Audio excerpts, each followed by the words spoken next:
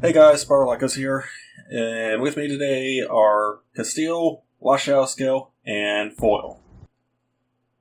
And, Foil, you want to tell us the topic today?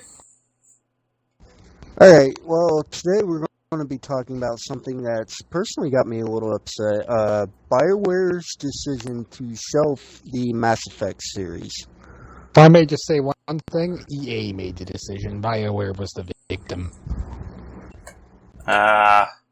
Was that really the case? I did not actually EA do that. actually dismantled the studio.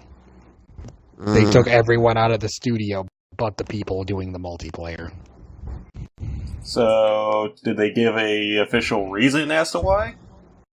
No, but they insisted it had nothing to do with the reception Andromeda got.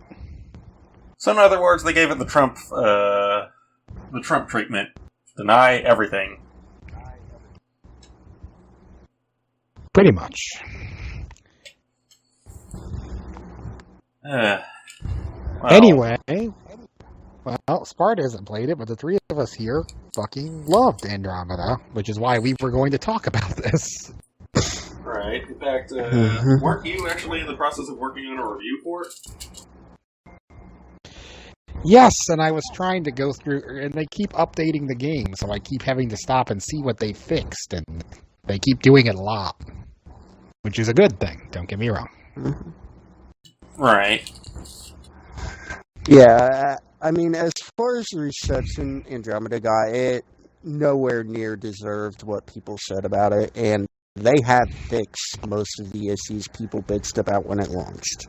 Particularly, I have a distinct feeling most of the people bitching about the game and finding fault with it have never played it once. Oh, in case anyone doesn't know what the faults were, how about we have a brief little summary of what the quote-unquote problems were.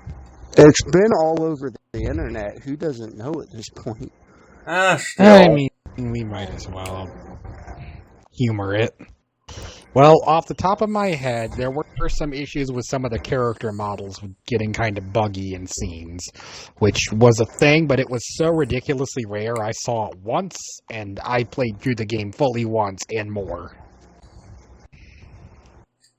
Alright.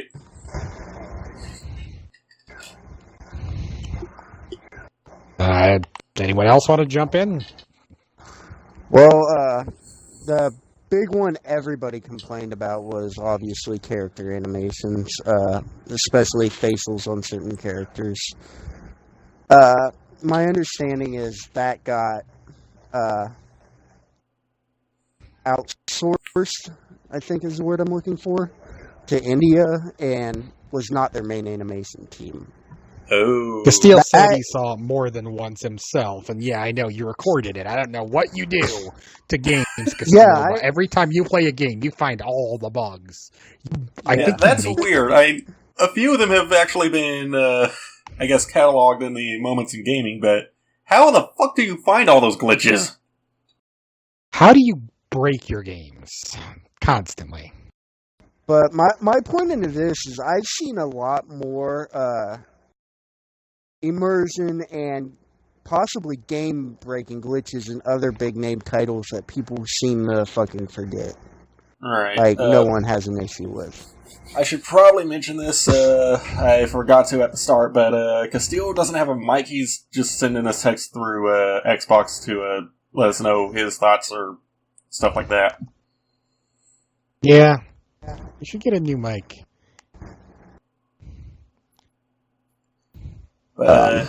You were saying, Paul? Castile said he actually hasn't seen anything major, but he did see someone smile when their mentor just died. Huh. Anyway. You were saying, Foil? Well, I was going to say, on a whole, wow, I think this whole decision was a combination of things. I think it also includes the poor reception Mass Effect 3 had at the end. In fairness, Mass Effect 3 was a great game until the last 20 minutes. And if 20 minutes of gameplay are enough to ruin a game for you, you are not the kind of person who should be buying shit. See, unfortunately, a lot of people are like that, though. I heard a lot of people bitch about Andromeda's opening, which the opening was long, but name a story-driven game where it isn't. Right. I think the main almost issue was a expect lot it, of people. honestly. Yeah. Well, that's the thing. We expect it as people who play RPGs, but I have a distinct feeling a lot of the people I know who bought Andromeda had never played a Mass Effect before, and were coming in like, ooh, new shooter game, and then they don't know that story-driven games set up a story. And then they bitch about it. Well, I haven't gotten to shoot enough things. Granted, you can shoot things fairly early in the game, but not enough. And this is how RPGs work. Even Fallout don't take a while to start. Right. Well, even Fallout 3 had a pretty long intro for it. That said, it was mostly building your character through the startup sequence, but still. Okay, but Fallout is kind of an outlier, because Bethesda games don't usually take too long. I'm talking about 2 hours. But hey, I'm still trying to contribute, dude, so just let me have this one. Mass Effect 3 had a pretty long beginning mission. Yeah, you don't actually have control over where you go in Mass Effect 3 until Surkesh. Mm-hmm. Which is, you start out on Earth, then you do Mars, then the Citadel, then Surkesh, and that's just to start 3. But that's honestly, even then, the 2 hours before you have the open world is on the low end if you played a lot of RPGs. Let alone if you've been playing RPGs for years. If you started back in the days of, like, say, Final Fantasy's heyday, a lot of the Final Fantasies don't actually get going or you don't see the open world for a long time, or if you do, it's a very limited one. Well, for this one, I'll even throw in Mass Effect 1. That game doesn't open up until you've gotten off the Citadel. And that can take a while. That can take up to 5 hours if you're like me and did all the side quests on the Citadel while you're there. Steele also pointed out that the last 20 minutes of 3 broke the theme, but BioWare themselves agreed. And I will say the ending of this game is not a horrible piece of shit, though. Without spoiling anything, it felt kind of corny to me, but understandably. Honestly, I thought it was a pretty good culmination of the game. I really did. It just may have been a little cliched. I will admit that. It was a little cliched, but it was not a bad ending by any means. Oh, it wasn't bad at all. It was actually satisfying. I just felt like the one thing it needed that it didn't get was more feeling of consequence. Because I don't want to say much, but considering the amount of reinforcements you got at the end, you never really felt like there's a chance of us failing with this many people. It needed more of a moment where it starts looking bad for everyone. That's something that, as much as you see it in everything, if there's never a point where things start looking damn near impossible for the people to succeed, you never really feel like they're in danger. Right. And hell, even Harry Potter even implemented this on the Harry died, book. And then had to come back. Harry dies in the last book and has to come back from the dead. And then when he heads back to Hogwarts, spoiler alert, several people have died and, final fight with Voldemort. Okay, some of the deaths at the end of Harry Potter just felt unnecessary to me. Do we have to kill a Weasley twin? They were the best part of those books. And Hedwig felt unnecessary. That's more realistic. Like, not every death in real life is necessary. Right. But let's stay on topic. I was just bringing that up as a point to what you were saying. Because I had one more thing about the end of Harry Potter I felt like I needed to point out. All right. And this might be a gripe on my part, but if Bellatrix Lestrange is one of the most skilled and awesome duelists of all time, who even killed Sirius in an open duel, and Sirius was a notoriously good duelist, how did Mama Weasley take her down easily? Wait, what? Mama Weasley's the one who killed Bellatrix Lestrange, and Bellatrix was basically Voldemort's right-hand woman. Wow. Mm-hmm. All right. Okay, well, let's get back on topic. Back to Mass Effect. One of the things that upset me about them shelving it is, like, they so plainly set up sequels for Andromeda. There are more open ends at the end of Andromeda than closures. And it's clearly setting up for a series of sequels that we will now never get. And it's not just like setups, they're almost plot holes, and they would have been if they didn't address them at the end by basically saying, hey, come back later when you'll find out what happened to blah, blah, blah, and blah. There's even an entire race whose arc is missing, and then you get a message from them in the end. But not a message that says, we're okay, a message that says, whatever you do, don't come here. Seriously? And it's not really a spoiler anymore, because if they shelve the franchise, you will never find out what was going to happen. It's just an open end. Ah, alright. And it was my favorite race. Yeah, mine too.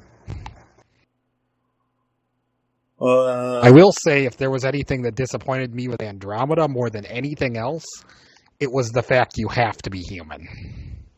Yeah. Didn't they announce that you could actually choose whatever race you wanted when this game was... They never said it, but the multiplayer for 3 was basically a dry run for if they were going to make the other races playable, how it would work out. Ah. You know that's not right. The whole thing for Mass Effect multiplayer, they were actually going to make a first-person shooter game, arena shooter, in the Mass Effect universe, and that became the multiplayer in 3. Oh, really? Thank you for not making that, BioWare. Here off in the distance, they say, "You're welcome. Now, somehow, please help us be able to get this game back onto the shelves." Hang on. That was a studio. And it's not even the same studio that made the rest of the Mass Effect franchise, so I guess I shouldn't be expecting too much, but... What about gameplay-wise? Okay, Castile points out technically the phrasing they used isn't shelved, it's hiatus. Which basically means the same thing in corporate terms, unfortunately. I don't know, I mean... Well, I'm specifically using the term shelved and not discontinued, because if they had discontinued, it would be dead no matter what. It could not be revived. Right, yeah. But There's still a chance a or... future Mass Effect game will come out, but it's not very going to be for a long unlikely, and time. it will not be the original studio. Right. Well, this wasn't either. Yeah. But there is a chance later on in the future it could come back. Now, if I can stop and address something that no one else can hear, so I will have to stop and say it as well. Castile points out that if they did write it, or if they did let you play as multiple races, it would have been a bitch to write, and I agree wholeheartedly. Except it would have been very doable if you simply came on the first ship, if you came on the Nexus instead of the human arc, because the Nexus included people of every race. Yeah, well, you really? disconnected because you didn't click through. Oh, whoops. Yeah, the Nexus had people of every race, so if you just came on the Nexus, and also from what we heard about what happened while we weren't there on the Nexus, there was a lot of exciting shit we didn't get to see that we could have if we'd simply come on the Nexus. And if you'd come on the Nexus, you could have been a Solarian, Turian, or Krogan. That would have been cool. Though then you'd have Krogan ass in your face. Well, they could have moved the camera higher. Still... I don't think you were going to be as big as the Warlord. It's the Warlord that takes up your whole screen. But my thing is, their whole new level-up system was about taking you out of the class system and giving you the option to basically build your own classes, with rewards for favoring some of the old class archetypes without having to stick to the old class shit. For instance, there's even an achievement for using Tact Cloak, which is the Infiltrator's invisibility, to biotic charge someone with the Vanguard's ability.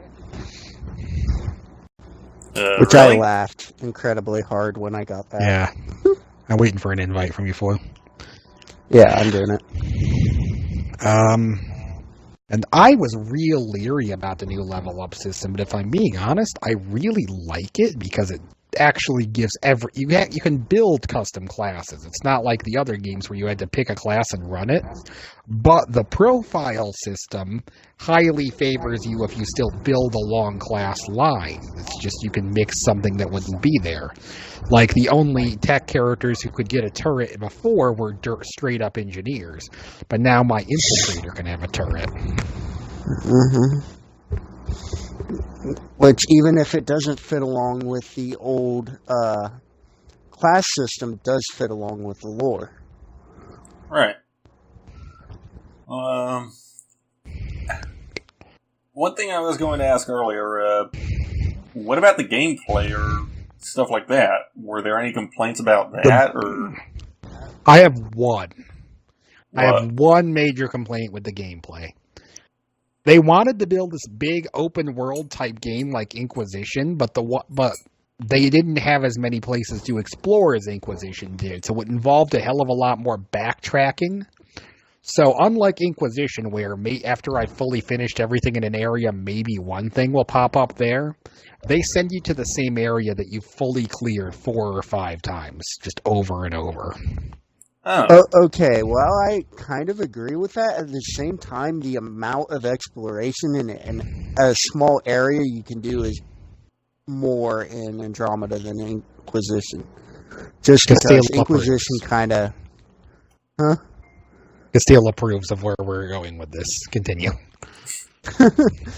Alright. Like, just the amount of areas you can get into in Andromeda is so much more. Like, you have better mobility, you can actually jump and climb things. Like, Inquisition had a big open world, but you were really restricted in that open world. Well, you were walking, and I get that. And while you have a lot more mobility in Mass Effect, I could argue that Inquisition's open world had a lot more shit to do, and because you were on foot, they actually hit a bunch more stuff around the world, whereas the worlds in Mass Effect are, I mean, realistically so, considering the type of planets you're on, almost entirely empty, with occasional stuff here and there. I mean, that is also a valid point. Don't get me wrong, it's more realistic that way. But any game that includes tons of mobility has a less detailed world. It's just how it works.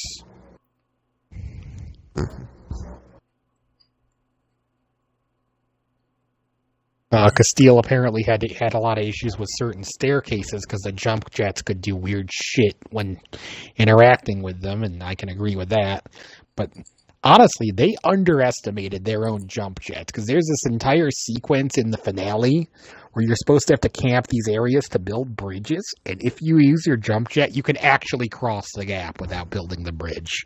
But the game won't acknowledge you as having crossed the gap, so you still have to build the bridge. That the jump jets were more overpowered than the developers. Wait a second. Is it the area that I showed in the Moments in Gaming last month, where Castile tries jumping across a gap and someone just bounces off of him and throws him down? No, this is in the finale sequence. Okay. Well, I didn't know if that was the finale sequence or not. No, it's not. But the whole thing is the developers underestimated how powerful their own mechanic is, which is an odd thing to do. But there was even more mobility than they intended. Though I will say this, for as cool as the Nomad was in theory, it has nothing on the Mako. The Nomad has 2 modes. The one that goes straight well, but can't go up a 10-degree incline without dropping to no speed. And the one that can climb a good incline, but goes at 1 mile per hour. Also, the Nomad is not armed. Yeah, that seems like really? an odd decision to me. Yeah. The Andromeda Initiative is a scientific thing instead of military. So your ship, the Tempest, not armed. Yeah, your characters carry around guns and abilities to like throw people into the air or something. Even before they knew things were hostile, you grabbed guns. But everything that you brought, all your tech shit that you brought like that, yeah, unarmed. That seems very odd. Actually, Now, it seems kind of common sense for a science thing. Because you want to be armed even in case there's hostile wildlife. But you don't want they knew they were going to find fire-breathing thresher maws of death. Right?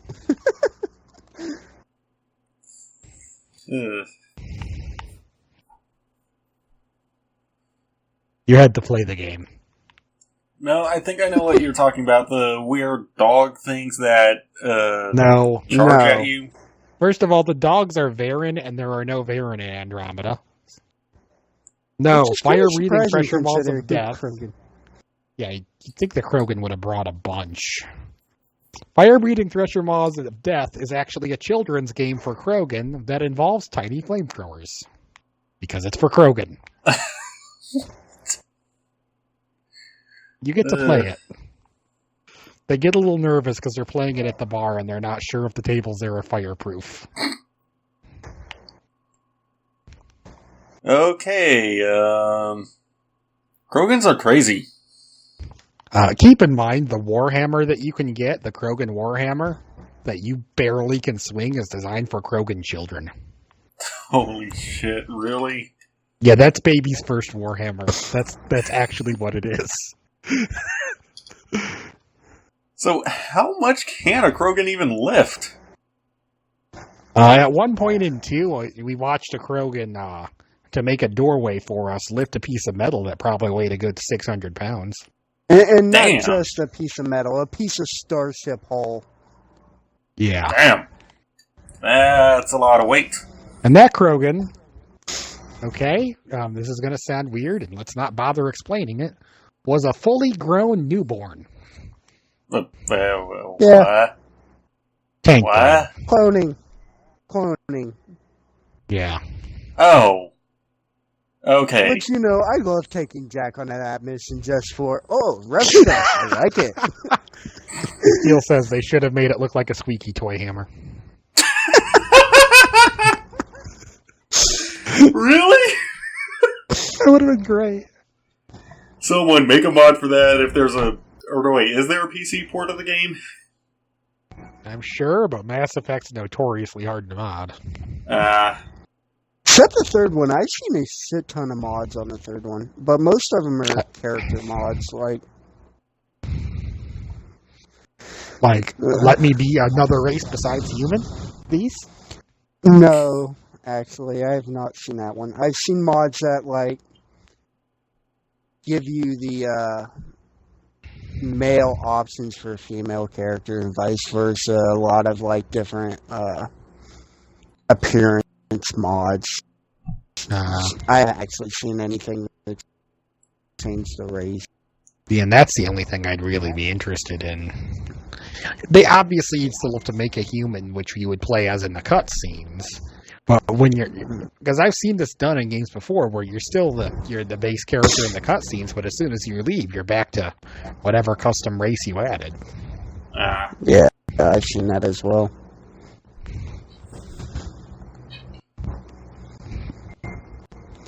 But I think it'd be a little hard to make... sorry. Go ahead.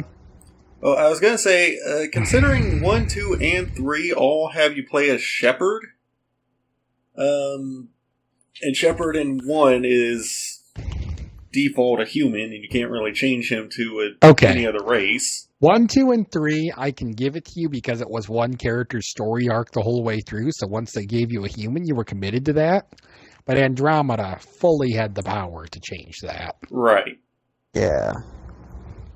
Oh, okay. Castile said you can actually do that in Metal Gear Solid, where if you have someone other than Snake in cutscenes, you're Snake. And yeah, I've seen that for even in-game cheat codes and shit. Huh. Weird. So you'd think they'd be mods for it, but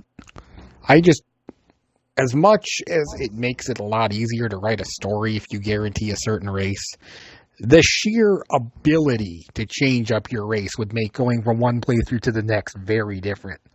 Particularly if you consider things like, say, you were a Quarian. There are no Quarian biotics. You wouldn't have access to those. But they would have to give you an extra skill line for, like, Quarian tech, where you could be a stronger engineer than anyone else could be. Right. That would be interesting, and it'd bring more replay value to the game. Considerably more. Particularly considering the New Game Plus does what, in my opinion, is kind of a cardinal sin for an RPG and lets you keep your levels. Oh. Yeah, that's not good. Because I don't want to run around one-shotting everything. So in order to keep all my other stuff, I have to be insanely God mode, which I don't like doing. Hell, I actually get bored and quit games if I get too overpowered. Heck, I don't get why people even try to do stuff as simple as, say, a cheat code that makes you overpowered or, Okay, hang on. Cheat codes once in a while are fun. Don't get me wrong. But I'm like a whole playthrough of one-shotting something, that's not fun. Right, unless it's, say, a hack-and-slash game like, say, Dynasty Warriors. Which is why I like those playing games. That. See, that's extremely boring to me. Like, I have issues getting into Dynasty Warrior games. Yeah, I can't enjoy a game where you're that overpowered. I get my I like it enjoyment because it's a through way the to pass struggle. time, and it's a little fun just seeing your character take on this mass amount of army. See, that was even my issue with Assassin's Creed. I love Assassin's Creed, but that series needs a hardcore mode. I have a feeling someone's probably going to make a joke about that being hardcore parkour in the comments. No, you already made the joke. The joke is made. Good job, Sparta. Right? I beat everyone to the joke. What I was getting at was the games, no matter how many people you're fighting, you never feel overpowered. Even when, honestly, the only time you really could get overwhelmed was in the first game when there were archers all over the place. Because while guns are a thing now, you could just use people as human shields even. Yeah. But we're getting off topic. I mean, we're discussing game difficulty while discussing Mass Effect Andromeda. We could just bring it back to talking about any issues we had with difficulty. True. Because I did notice some parts of the game I struggled with a bit, but in fairness, my build was about the frailest motherfucker ever. Meanwhile, I was like, how Jack should have been, too. Like, biotics, not a fuck to give. Yeah, I looked at the tree and I said, wait, I could make an N7 Fury? I'm going to make an N7 Fury. Meanwhile, I was like the Vanguard from hell. And while they're all playing this, I went and played Mass Effect 1, so I'm biotic that gets shotgun kills. He's a Vanguard. Mm-hmm. Which was really kind of underpowered in 1. Yeah, and I warned him really about that. regretting choosing that character. Hang on. Vanguard gets a whole lot better in 2. Yes, it does. And it's godly in 3 and Andromeda. I could actually argue Vanguard is possibly the best character in 3. Yeah. Like, if I had to do an insanity playthrough of 3, I'd either be an engineer or a Vanguard. And if I was an engineer, it wouldn't be because I planned on playing the game. It would be because I planned on making robots to play the game while I sit in the corner and play Angry Birds or something. And then Garrett Shadow, would be like, you would play Angry and I'm like, Birds? you do it. No, but Shepard would. Oh. No, I mean it. Like, for the engineer playthrough, I was running around with 3 fucking drones and then 2 AIs. I existed. That was my job. Castile's pointing out that biotics in 1 are useless, and yeah, they are, because they have too much cooldown. I keep promising you, Sparta, if you can drag your way to 2, the Vanguard's awesome. I know, and I want to beat the game, it's just that stupid charge time for my ability. Boyle's also correct about that. It takes half the game for any biotics to become awesome in 2. The good news, however, at least you'll have a shotgun. That doesn't sound like a big deal, but the other power characters have a useless pistol and a useless SMG in a game where, for the first half of the game, all that really counts is guns. Then for the second half of the game, all that counts is powers, but for the first half of the game, you have 2 useless guns, and then you have to sit there on cooldown for 15 seconds before you can use your pull or your push again. Okay, Sparta, I will say this. Make sure you get Kasumi's DLC for 2. That way you can get a Locust SMG. Alright. I don't have that, by the way. You'd have to actually buy it, because then you won't get it off me. Then in that case, I shall try and find a Game of the Year edition or whatever version of the game has all the DLC. No, they don't have one that comes with all the DLC. The special edition comes with, like, Zaid and, like, who is free now, by the way. Yeah. Seriously? Mm-hmm. Yeah, there's actually free DLC for the game. So when you first launch the game, if it doesn't automatically show up under the ready to install list, there'll be a thing that says, I didn't even want to say what it's called because it's a spoiler in general, but there'll be a thing that'll say it's logging onto a website. It's a fake website in-game on the main menu. Then from there'll be free DLCs to download. Oh, so it's sort of like the DLC menu in most games. Just a bit more creative. Only it doesn't say. Yeah, only it just doesn't say it. Well, that's pretty cool. Without saying, I don't want to say exactly what it's called. Let's just say you're not necessarily working for the council in 2. Okay, that's vague. As it should be. Yeah. And who else would I work for? I'm a freaking Spectre. Don't I have to work for them? No one... Okay, you can meet this group in 1, but you aren't gonna like them. Yeah. Okay. Now I'm very curious. Good, get curious. You might finish the game. Yeah, Castile's saying it's vague for a reason because saying its name literally would spoil it. Mm-hmm. Seriously? But I'm not going to lie, considering our conversations we've had on this in the past, I'm surprised you don't know this. He might get in and say, oh yeah, Castile's right, you do meet some members of said organization in Andromeda, but no one who knows Shepard personally. Actually, no one who would have been around for the 3rd game either. Yeah, like they would have the Andromeda Initiative leaves before 3. Yeah, well... Is that really a spoiler if I say what happens in Shepard? What leads up in the beginning of 3? Is that technically what, like the whole reason the plot exists? Because if you load up the main menu, you see the reason. And he's loaded up the main menu to play multiplayer. Yeah.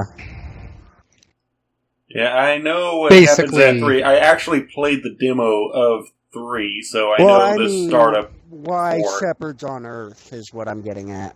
Okay, that I don't know. Yeah, let's leave that off. There's basically Wind of the Reapers, and they're like, we leave now! As the Reapers are attacking Earth. Like, I wasn't talking about the Reapers, I was talking about why Shepard was on Earth. Okay. Yeah, let's leave that off. Well, all I really know is Reapers attack, and you have to get to the Normandy. Or... Is it the Normandy? It's the Normandy. I remember there's 2 different versions of the Normandy, and it's the SR2. GSR2. Basically, you know how navigating the Normandy SR1's kind of a pain? They're like, yeah, we're going to fix that when we make the sequel. Alright. In the SR2, all you have to do to change decks is go take an elevator. which isn't slow as balls. Yeah, I really don't like the elevator down into the cargo bay. As much as no one likes it, you're going to want to talk to those people after every storyline mission. I know. Mm-hmm. Especially Garrus and Rex. Garrus and Rex. Yep. So, I am never bringing the Spaces onto any missions. I was going to say, if you spend enough time talking to the Lieutenant Lieutenant Ashhole Williams, she'll give some reasons for her being a Spacist, but not enough to justify it. Oh, I actually just plain out called her out on her bullshit. Steele says he hates the Tempest. Tempest? The Tempest is kind of an odd design. I don't like the design, but the main reason I don't like the design more than anything is the freaking door next to the research area, for some reason, doesn't like to open for me. And then if I want to get to the back end of the ship, I have to go down the ladder and all the way around from the front to the back, then the same route to get back. Because that door just lags and won't open for me. Well, that's weird. I haven't had that problem. I do have a problem with it taking a minute to load if somebody over there needs to talk to me, but it doesn't completely keep shut. I've had it stay shut for up to 5 minutes before I gave up.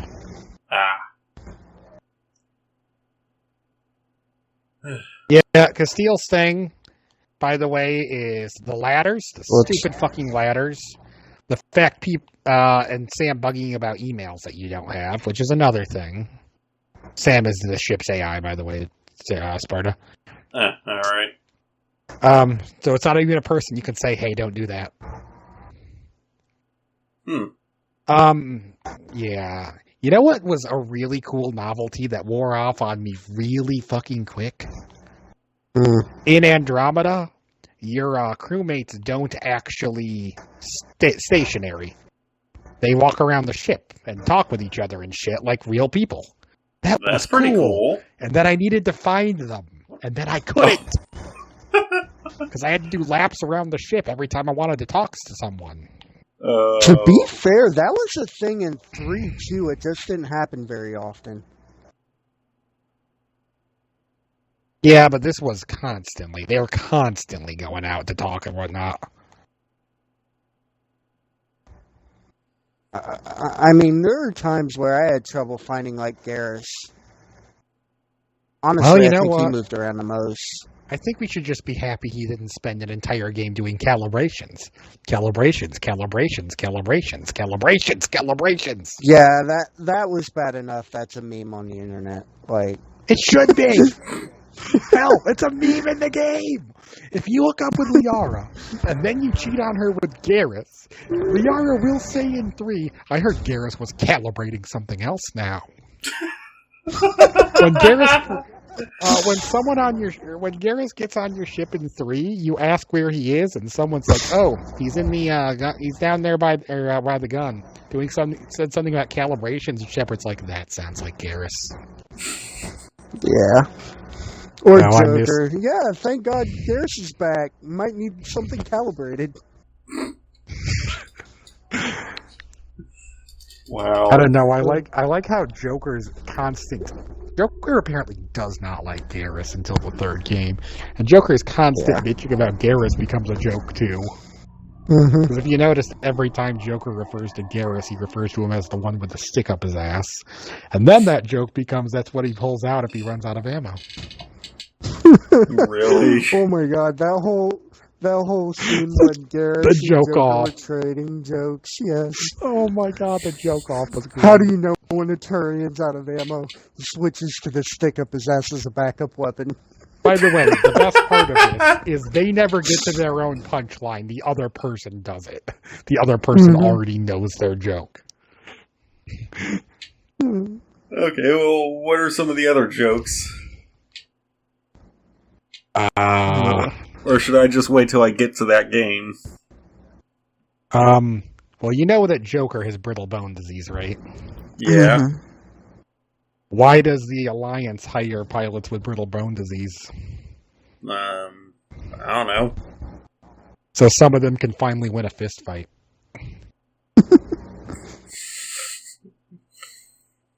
Okay. Oh, what else was there? Can't remember. It's been a long time since I heard the joke off. I know. The last feel time I bad even for got not it to knowing. happen...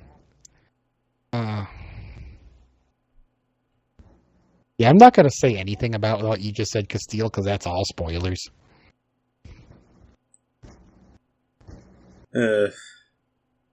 I'm thinking in a sec, before we should probably, I mean, there's talk more to about, say about Andromeda, but we kept getting on. Well, No, topics. The thing is, though, is this isn't just Andromeda that's the issue. They're going with The whole entire franchise. series. Right. Yeah. and so I was going to say, Shadow suggested this, when we were still thinking up the idea. What other games have actually had this happen? But before we get off of Mass Effect, I want to say one thing. Miss Spaces is on latrine duty 24/7. I do not like Ashel Williams at all. And then once she finishes it, I'll have her do it again. The good news I'm is not a- she's not going to be a problem in 2, but in 3, she can be right back on your fucking Barty, taking up a slot. And by the way, in 2, they give you this miracle set where there's like 20 fucking teammates to choose from. Then in 3, they're like, hey, you get 6 again. You're like, what? Mm-hmm. And only 2 biotics. And they're Kaden and Liara, the 2 that were in the first game. Yeah. Yeah. But anyway, so what other games have had this same treatment? I guess Well, franchises. Castile pointed out Dead Space 3 while we were getting ready, Ah, where the last DLC in Dead Space 3 actually became the series finale. oh, really? Which I have issues with ending a series on a DLC. That's kind of bullshit. I remember at the talk same about a time, new I don't think they- Dead Space at one point, but I don't think they ever went anywhere with that. Okay, so the third game in Dead Space did the same thing that ruined the Resident Evil franchise for so long. They took a horror franchise and made it action. Oh. Okay. And they gave it co-op. Co-op ruins horror. Yeah, as much as I'm liking Resident Evil 5, don't make horror action. And this is coming from someone who hates horror. Just, no. We don't need Call of Duty clones. Meanwhile, the team that made Lost Planet of all fucking games, which was straight up co-op action, is the team that made the only decent Resident Evil, or the first decent Resident Evil in years. Right. Mm-hmm. By the way, Lost Planet. Lost Planet's been dead since 3, because 3 took away the thing Lost Planet was built on. Cooperative high difficulty action, where everyone has to do these has to fill a role in these super complex boss fight sequences and whatnot. Or where teamwork and strategy are the main factor in finishing the game, to the point where even if you don't have friends, you have to play with AIs, because it's not possible to play the game without help. I still Pure want to co-op. find a copy of that game just so we can play it, but the community's probably already dead on Xbox 360, considering it hasn't Yeah, been it backwards would need to go compatible yet. free. Hmm?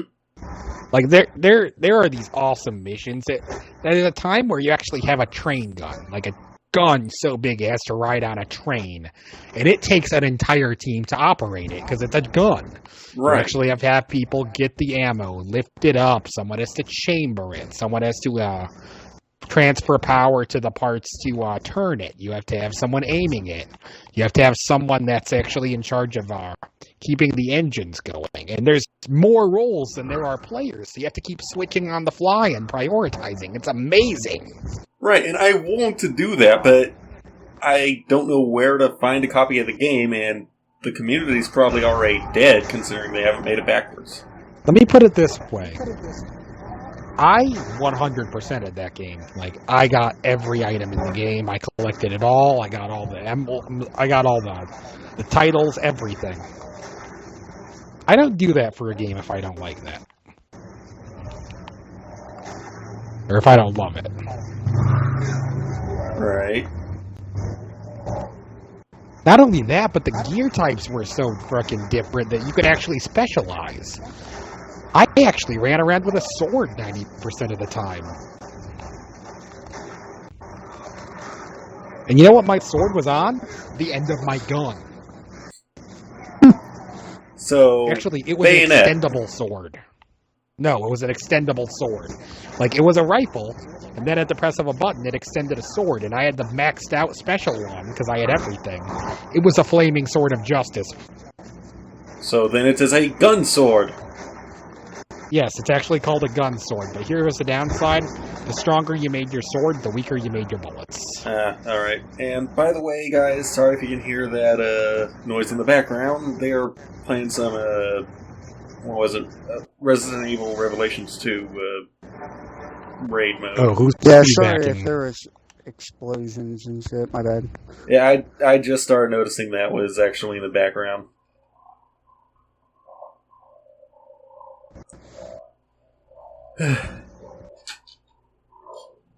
Oh, Shadow's connecting.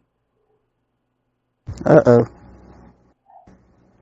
We will be right back, guys.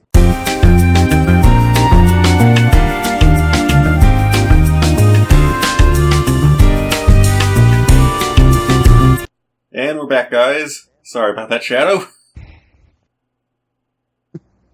I was answering Castile's question, because, yeah, it was two that had one and two that had co-op, by the way, for Lost Planet Castile. And then they're like, here's a single game for a franchise built on co-op with a protagonist who, honestly, he does two things. He basically is one of those everyman protagonists, you know what I mean? Where their personality is, they're just like you, and that's all you need to know. Stop asking questions. And then they even made him look basically like Barry Burton. Okay. Well, Foil brought up a company that's pretty much been shelved. What's that? Yeah, I said anything made by 3DO. Yeah, the last games I remember from 3DO were on the N64, and that was Sarge's Heroes 3. PS1, which was the same game that he was talking about, just PS1 for me. Yeah. Apparently, Castile says Sega's trying to bring back some of their forgotten franchises, but Oh keep in yeah, I mind, heard about Sega's that. basically a Nintendo subsidiary at this point. Yeah. Right. Well, no, that new Sonic Mania game's supposed to be coming out on Xbox, from what I've heard. I would be iffy about that, because Sonic does not have the best track record for console games. Though I did see The Awakening is coming to console, and I can't wait to see if it actually works very well, because that game I've seen gameplay of that, and it looks amazing. Well, what I've heard so far is it's basically going back to the original 2D platforming style, and it's supposed to be basically a reboot, I guess, of Sonic CD, I think it was. According to Castile, it was made by the people who did the remakes of the old games. Not CD. Don't pick CD. No one liked Sonic CD. Well, if we're going to get on the topic of older games coming back, who's excited about 7 being remade? Final Fantasy.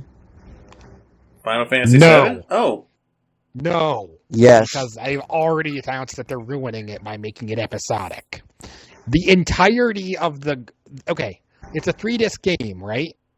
If you buy the remake, you get disc 1. Okay, well, thing is, ever since you mentioned that the first time, I haven't heard a single thing from anyone about that. You know why? Because as soon as they announced it was episodic, there was a backlash, and now they're keeping their fucking lips closed. Like, when they announced that, everyone lost their shit. Then they're like, and we're gonna make it episodic. And it's like, you fucking idiots. Well, fucking greedy assholes. one thing I'm a little curious about, is it only going to be on PlayStation, or is it also going to be on Xbox? Because I might want to try and get that game. I actually have not heard that. I don't think they've announced that yet. Well, still, if they release the remake on Xbox on Xbox One 360, I might get it just to actually play a Final Fantasy, and heck, one of the I'm going to ones. tell you this right now. It may have zero to do with the original game except character names. And they're going to even change one of them. They're changing because this has been a thing for a long time, whether it's Aeris, which is how it was pronounced in the game, or Aerith, because that's when Squaresoft became Square Enix, they declared war on THs, or on S's, and made them all THs, which is fucking ridiculous, particularly in games like Tactics, where S's were pretty common, which, like, by the time they remade Tactics, this renamed some of the characters from Balbanes to Balbaneth, and my personal favorite, Algith Thadalthith. Yeah, Algis's last name is Sidalsis. Algis Sidalsis becomes Algith Thadalthith. Okay. That's pretty odd. They declared war on S's harder than the original Tactics declared war on noses. What? None of the character sprites have noses, and no one knows why. That is weird. Out of all the things to complain about, that's what you complain about? Is they don't have noses. It's weird, okay? I mean, it didn't really ruin the game for me. Tactics is one of my favorite games of all time. I know, but really, the noses is what you're complaining about. I'm not complaining. I was making a joke for those who were in on it and had played the original. Okay. Sorry, guys, I have never really played Final Fantasy, so... Yet you were talking shit about it before. Like, why do people like this franchise? And I said, well, what ones have you played? None. Yeah, I probably should have thought that through before when I was making that. Because I had been talking about Fallout, and then I said, and I know he really loves Fallout, so I said, well, you want to shit on something I like? Because I've been talking about Fallout, and he's like, well, no, I don't know why people like Final Fantasy, and you've never played it. I put like 30 or 40 hours into the Fallout franchise. If I remember correctly, what I had said was I didn't know what the hype was for Final Fantasy when I was, like, in high school. One of the definitive JRPGs? Like, why do you not understand? I was an fuck. I was a Nintendo kid and only had an N64 and yeah. No Final Fantasy games on the N64. Oh, that's no, true. But they did start coming to Nintendo consoles on the GameCube. Yeah. Okay. If I can jump in for that. what Castile said a while ago, but I didn't get a chance to say anything. Castile says part of the reason they haven't been working on 7 might be they're trying to make 15 not suck, because right now 15 is basically a giant bachelor party where you also kill monsters. Oh yeah, the boy band road trip. They're not making it and they're not making it a 1-to-1 copy for the remake, which is kind of a remake's fucking job for the most part, but whatever. Because they wanted to add new things. Yeah, I've heard that as well. Yeah, well, hold on. What if they're adding stuff that they originally wanted in the game but couldn't due to time constraints or graphical limitations or whatever? Actually, that wasn't an issue. Squaresoft didn't try to kill their developers by saying, no, this game comes up by now or something. Okay, but you get what I'm trying to say. What if they're adding stuff that at that time they couldn't due to certain limitations? Not only did they not have to cut anything from that game, they actually, within 6 months of release, actually went back and changed a bunch. Like, the entire character of Aeris, who was pivotal to the final plot, was added, or not Aeris, Tifa, who was pivotal to the whole plot of the game, was added 6 months before release. And the entire storyline changed. Yeah. They had all they needed to get the game done, and they even changed a bunch to make sure they got the product they like. There wasn't anything they had to cut. There were some awkward things, like the Fort Condor battles were real-time strategy, which was cool, but they were kind of awkward to do. Those could be cool with a remake. But what concerns me about the idea of adding all this new shit is, particularly in this first episode, they might be like, well, we decided that you didn't get to explore enough of Midgar, so we added a bunch. And then you're like, cool, that means now it's 7 hours till I actually get to the world map. Thanks, developer. Yep. Or, God forbid, they add more to the giant flashback sequence where you actually originally get to encounter Sephiroth in the past and fight alongside him. That was long enough. It had save points in a flashback. Damn. Really? Yeah. Yeah. Shit. Keep in mind when you're playing one of these JRPGs, the story is half the game. Well, fuck, if that's part of the game, I'm a little curious how the hell Team 4 Star is going to do their abridged at that point. You cut a whole shitload out of it. Right, but look, if you wanted to give enough of a summary of Final Fantasy VII's plotline that someone would understand all of it fully, then the summary would be half an hour long. Damn. Alright. So when that's one of the things that bugs me about people talking about Andromeda's long intro. For a story-driven RPG, that's short. Yeah.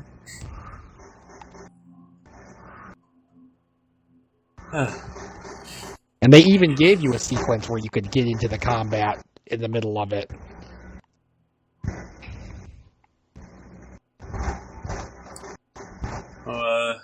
Anyway. Back to the topic of games that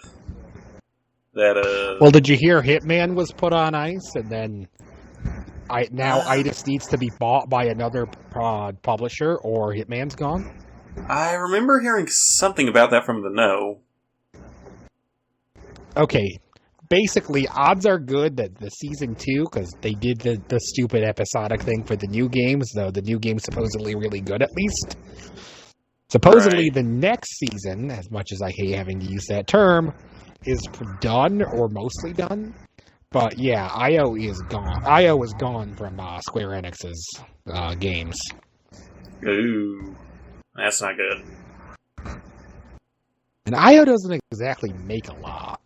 And what's really sad about them cutting IO to make up for their deficit is any sales that this Hitman game didn't get is because Square Enix got their dirty fingers on IO and made that fucking atrocity that was Absolution happen. Oh. Okay. Because I highly doubt IO wasn't forced by Square Enix to make that game, considering IO made all the other Hitmans and they were very different games until Square Enix came along. Well, that don't sound good. Well, I'm a longtime fan of the Hitman franchise, but so seeing it die would suck. But at the same time, it was a really bad idea, in my opinion, to follow up the worst entry in the franchise with an episodic franchise or game/series or whatever you want to call it that is going to end up costing you twice as much as buying a normal game would, at least, if not 3 times. Yeah.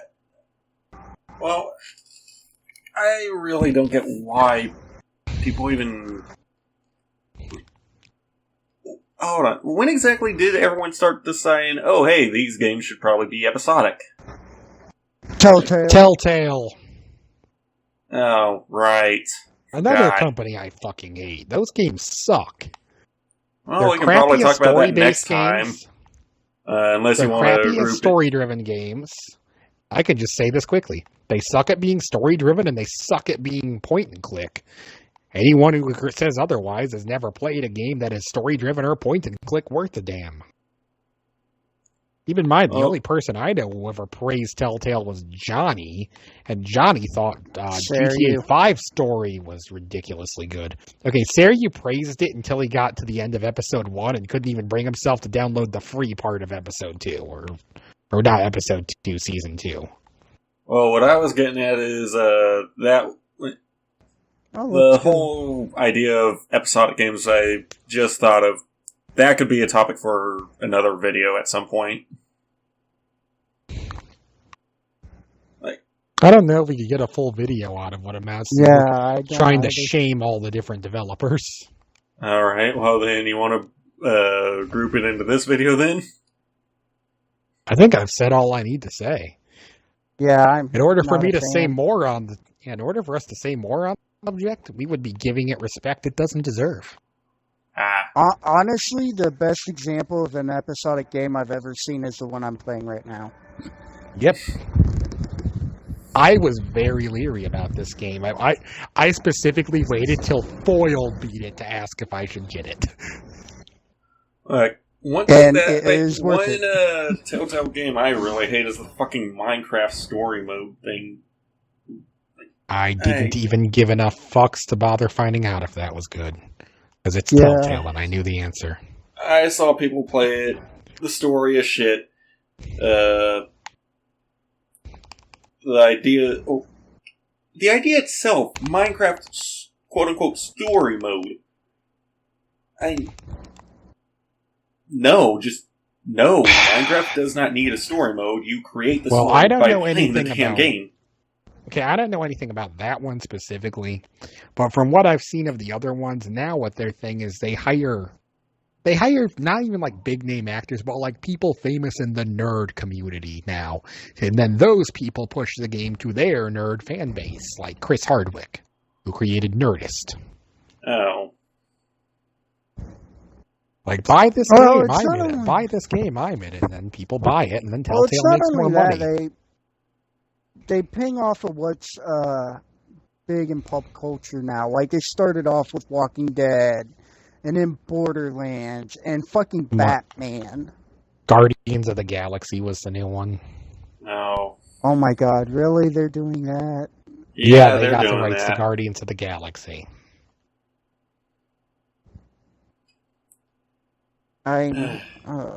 Why? Because this is what it takes now. If you make a game where you make a linear story and act like there's choices, people will praise it, because people these days, their idea of an amazing story was Call of Duty, which, as much as it pains me to stop and say this, was still a decent story if you played Modern Warfare. I remember somewhat playing Modern Warfare, but... Modern Warfare 2 actually was okay until it was redeemed by an amazing plot twist. Okay, I remember playing Modern Warfare 3, and I remember very specifically just wanting to kill Makarov through the entire game. But then again, they make him out to be the asshole of assholes. Well, he sort of created World War 3. Pretty much. Him and Shepard. Yeah, him and Shepard. Who, in 2, since, I mean, who's going to care if I spoiled Modern Warfare 2? You're playing as one of his soldiers in a first-person shooter, by the way. And then after finishing your mission, you bring him something, and you got shot during this mission. And you actually have to get dragged there by your buddy. He drags you across a massive battlefield gunfight to Shepard, who then thanks you and says, oh, good, loose ends and all. Then he murders both of you. And you survive the shot he hits you with, and then they burn you to death alive. Wait, is this the part where you're going through the Russian town or whatever? The snow-covered level? Fuck that asshole. I remember that level. Well, you're talking the one... Yeah, there's no snow on that one. When you're you're talking the wrong game. I could have sworn there was snow on that level. No, there's no snow in that game except for the multiplayer. Actually kills his ghost, the codename Ghost. Yeah. Well, I remember the part where he kills you and the rest of your team and lights the bodies on fire. That plot twist redeemed that game's story. Yeah. Fuck that ass. Yeah, I didn't see that one coming. I really didn't. Which I like being surprised story-wise. It's one of the reasons we love Mass Effect.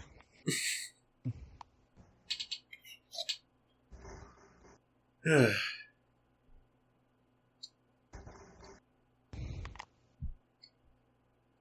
also one of the reasons we got into Final Fantasy. Those Final Fantasy games were plot twist after plot twist. Though in the case of 8, they stopped making sense before you got through half the plot twists. Right. Yeah. Well, I know Castile is quiet because, he has no mic, but... Actually, he just sent me a message if Foil can protect me. Oh, he just says, yeah, it did. Oh. Well, yeah, he agreed that it redeemed the game. Because it was a cliche story up until that, for the most part. Oh, what I was going to ask Castile is, does he happen to know any games that, got shelved, or game companies that got shelved, or hell? Oh, there's plenty. The topic we've been on is there just anything now. We can talk about that other people would know? There's been plenty of things that have been shelved. The question is something the other ones among us would know. Oh, true. But still, I figured I'd ask him. Because, he can't really talk without texting. See, the only issue I have with this topic is there are a lot of series that got canned, but it's because their developers went under or something. The Steel says Command and Conquer. Command and Conquer? They're still making Command and Conquer games, aren't they? There hasn't been a new one since Red Alert 3, I believe. I was going to say, there hasn't been a new one since Tiberian Wars. Huh. Really? I could have swore they were working on a game now.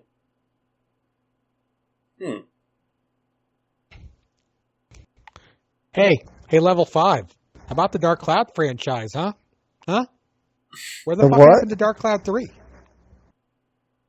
Oh, man. Yeah, Dark Cloud 3 has been talked about and never done since 2 came out.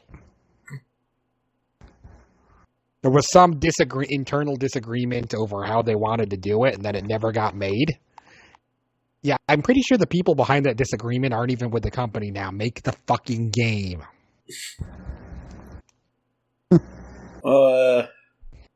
There is a game franchise that I guess technically got shelved, but has kind of been shelved since its second game. And the third game doesn't really even count. Banjo-Kazooie. And yes, I know nuts and bolts. The developer went under. Well, yes, but they technically had a third game, and the third game had an ending that alluded to, we're making another game. But Rare Castile says... I know. Castile says they were working on another Command & Conquer, but when they released some footage from it, everyone said it looked like it sucked, so they dropped the game and the franchise was just done. Seriously? That's fucking stupid. And Castile demands you don't talk about nuts and bolts. I just did talk about nuts and bolts. I liked nuts and bolts. Hang on. Just gonna throw this out there, though. Spyro, please. Is anyone else besides me disappointed Spyro stopped existing? Yeah, whatever happened to Spyro, and heck, whatever happened to fucking Crash Bandicoot? They're just now remaking the first game. What happened to Spyro was they dumped all their money in a movie that never got finished, and then it was dead, just like that. Coming off of the best game in the franchise, by the way.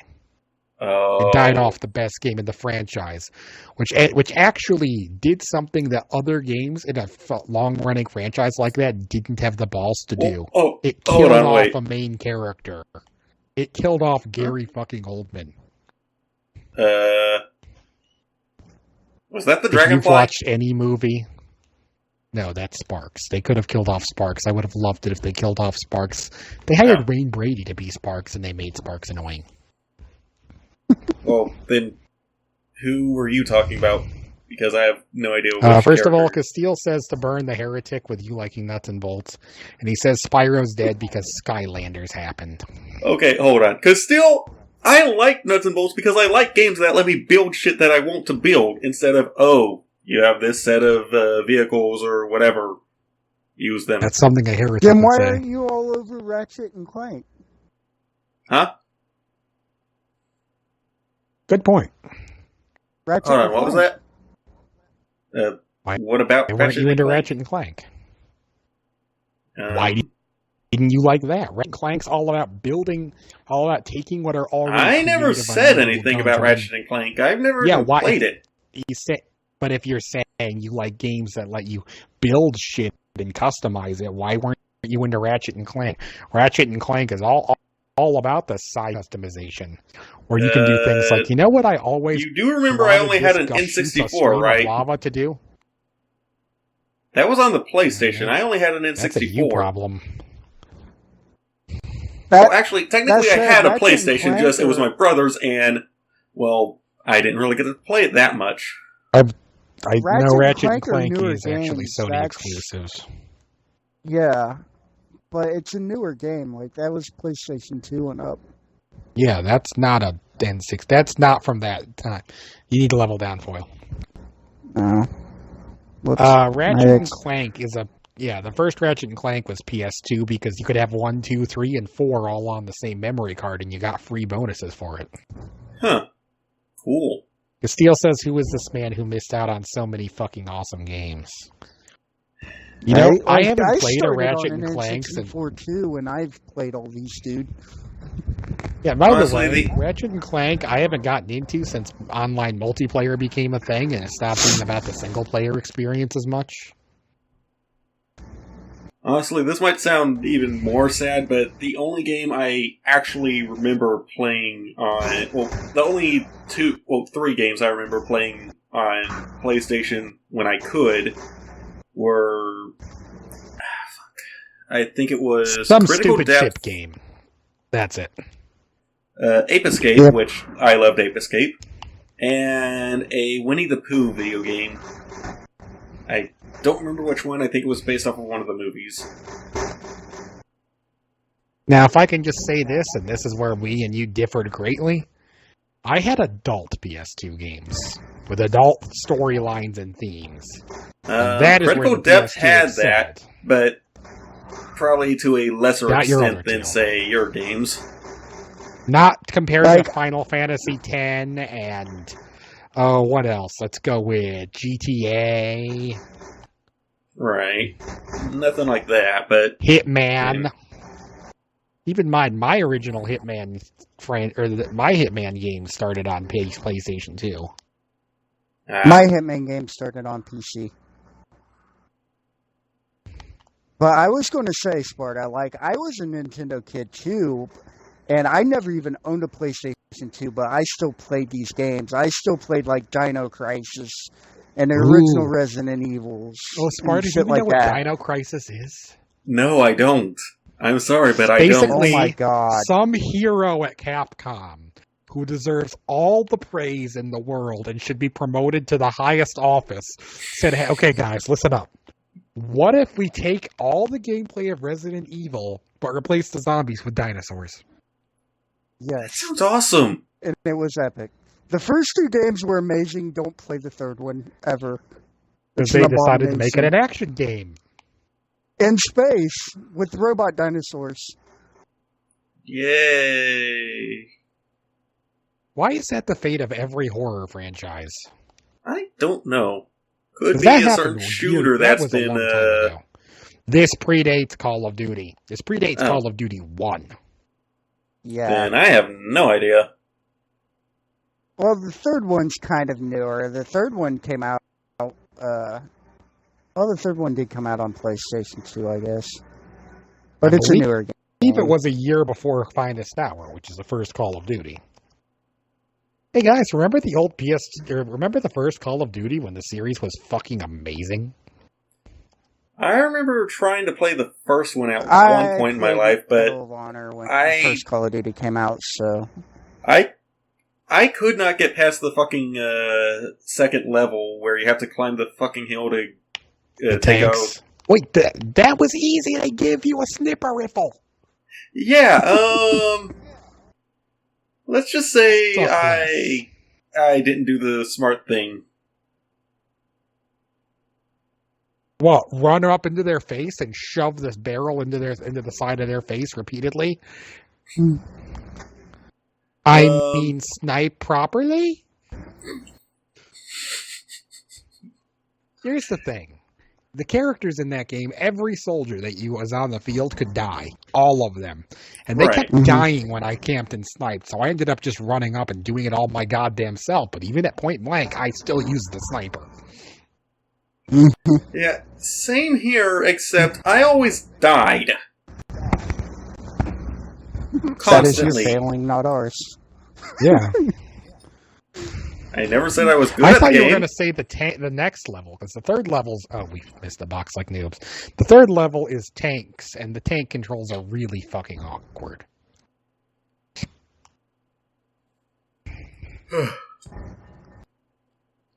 Oh, no, I said the second level where you're trying to climb the fucking hill to the fucking bunker. That was easy. I know, but I couldn't get to the bunker. With vision on it. Okay, if I can just acknowledge what Castile said. Castile said the World War II games were so good they're going back to them. I can counter that with Call of Duty 2 was such a piece of shit. I'm amazed the franchise survived it. Yeah. You know how I said it had the things where it was about realism and immersion and all the characters could die, so you had to keep the people with you alive if you wanted to have, allies? All of that went away. All of that went away. For a story that was supposed to keep you interested, but didn't. I would counter that with Medal of Honor had some amazing World War II games no one ever played, like Airborne or Pacific Assault. I mean, the code name when they were developing Call of Duty was Medal of Honor Killer, and they succeeded. Yeah, I mean, when was the last Medal of Honor game? Like 5 years ago. Yeah, and it was and it did not do well. It was a Call of Duty ripoff. It really was. Well, they even made it an open beta, and everyone played it and said, "Wow, it's like Call of Duty, only less original." Which is ironic, considering Call of Duty is the ripoff of Medal of Honor. Yep. Look, I'm just going to say this. As far as the first Call of Duty goes, actually, they did it better, in my opinion. Okay. Castile says he's probably going to get called a heretic, but he said Black Ops 3 had a had a good storyline. I wouldn't say it was amazing, but the fact you were going back and forth between the past and future and making decisions, that's 2. I didn't play 3. Never mind. Shadow, having my shotgun, I kind of have to go hunting for Castile. You haven't played the game, you can't say shit. You've been over this part. If you haven't played games, don't try to tell them. Hold on. I will give it this. The Black Ops series did have a decent storyline. The gameplay killed that series for me. I hated Black Ops. All of them. I've played Black Ops 1 and 2. I won't know what I can say about one story, since the entirety of one story was based around a plot twist you could see coming from 1.5 miles away. Right.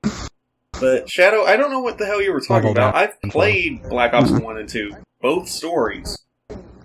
No, he said 3, which I haven't played. Oh, 3. I thought you said 2. Yeah, I went to 2 mentally first. That's what 2, then I stopped and thought. Okay. I'm on the wrong number. Okay. And me without my sniper.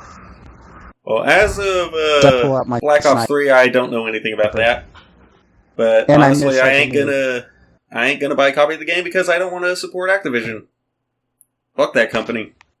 I'm not gonna buy a copy of the game because I've already played it. It was called Black Ops 2.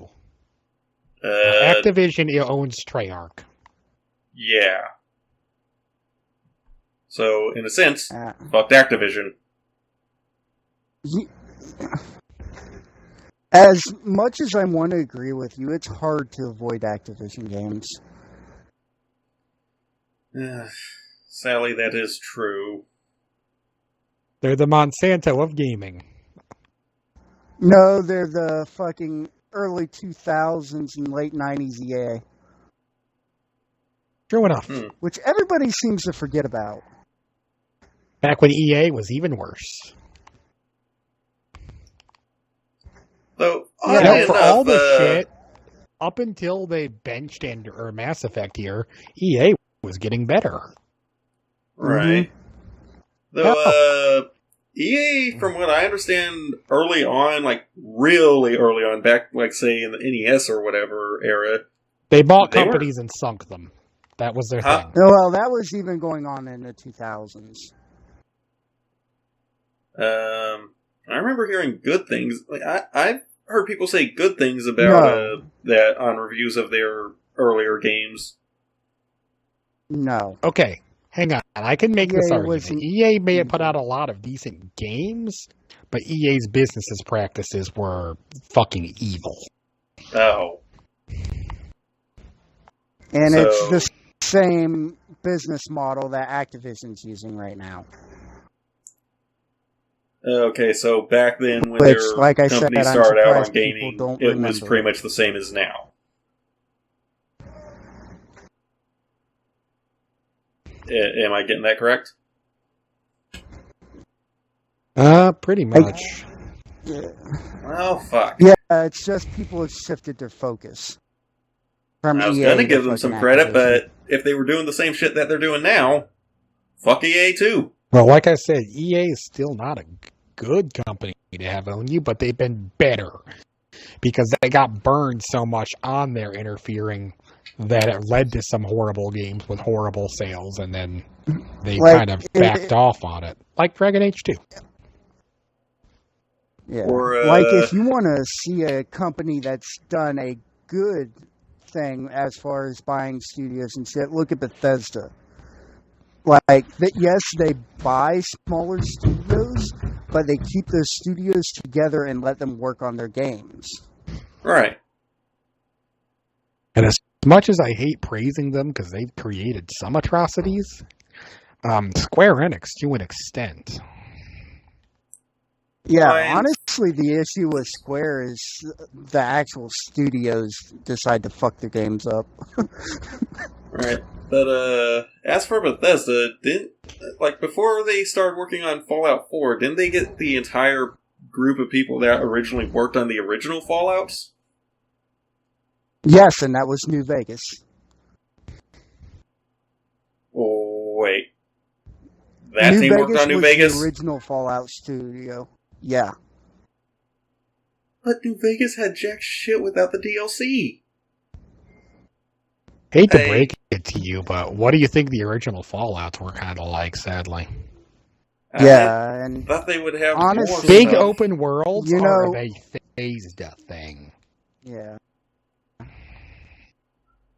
But there is even more of jack shit to do in New Vegas. Like,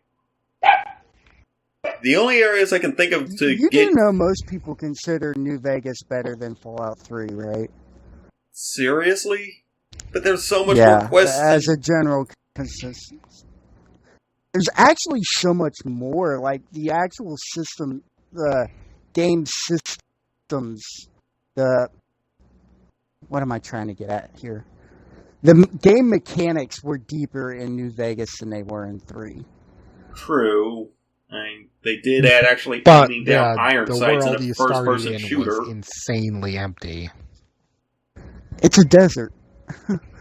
I don't care. If you're gonna put me in an open world game, there needs to be shit to do. Otherwise, you've defeated its only job. Right. You've made Dragon's Dogma now. Good job.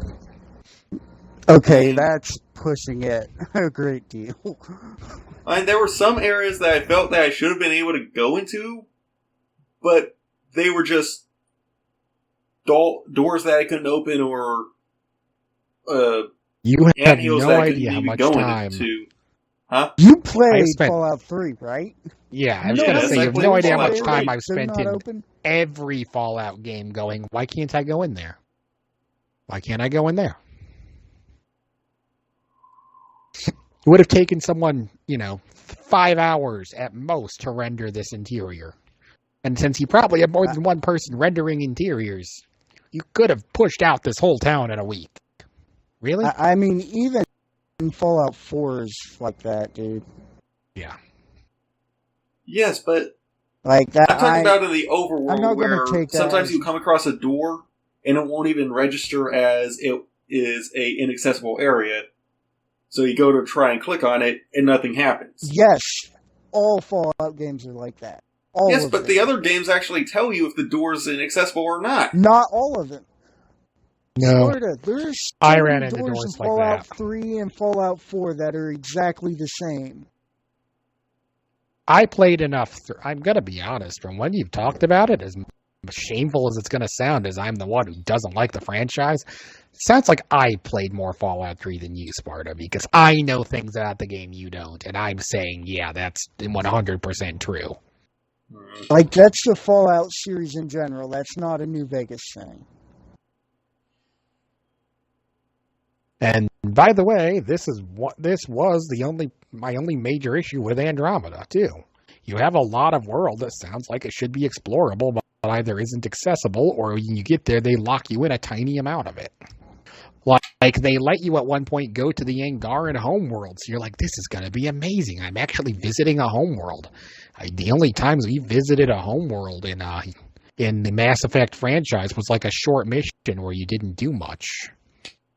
And then this was an open world game that brought you to the homeworld, and you were all excited, and it's the tiniest explorable area in the game.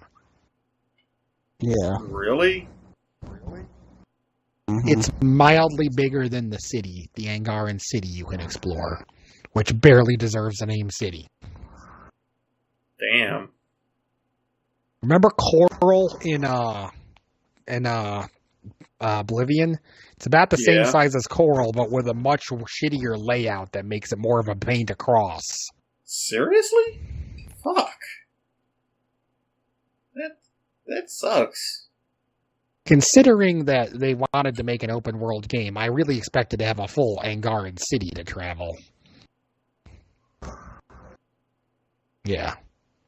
So there, my failing with Andromeda, the way they treated the open world. Alright. Watch your back. Which still was more exploration than you had in any of the other Mass Effects. Mm-hmm.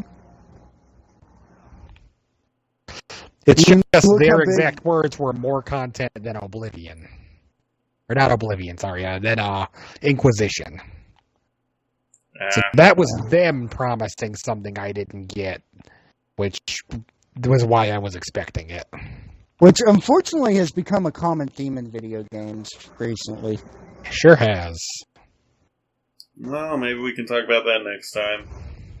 But, yeah, it's been an hour and 30 minutes. I don't know, none of us bought No Land Sky, so we're missing the all-mega trinity of no content. I don't know. I could argue Lionhead Studios and the Fable series. Because they promised a lot of shit that never panned out. Okay, and then we can really just... Let's all talk about Fable 3 for a minute. Good talk. We talked about everything there is to do in Fable 3. I feel like we hit all the high points. By the way, guys, I did not edit anything out. Yeah. Don't explain the joke. Okay. Right? Your own joke, not mine. Oh.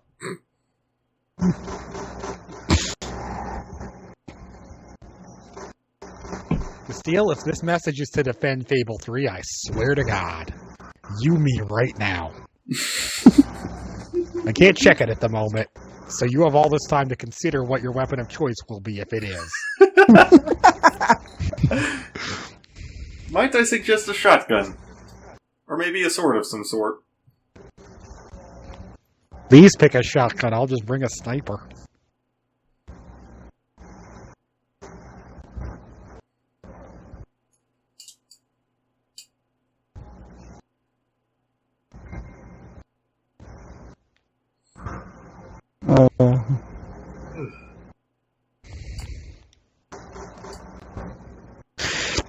So, speaking of franchises that got iced, remember Fable, guys?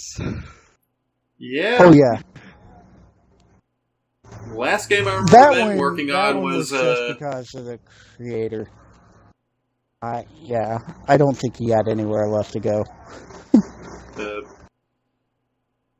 Anyway, last game I remember them talking about and were actually in progress of working on until Microsoft said, no, you're not doing that anymore. Work on your game. Was that one sort of Dungeons and Dragons-esque setup that they were working on? No, it was like an asymmetrical competitive game where it was 4v1 where the one could summon shit. Yeah, that's what I was saying, sort of like but that Dungeons has and nothing Dragons. to do with Fable.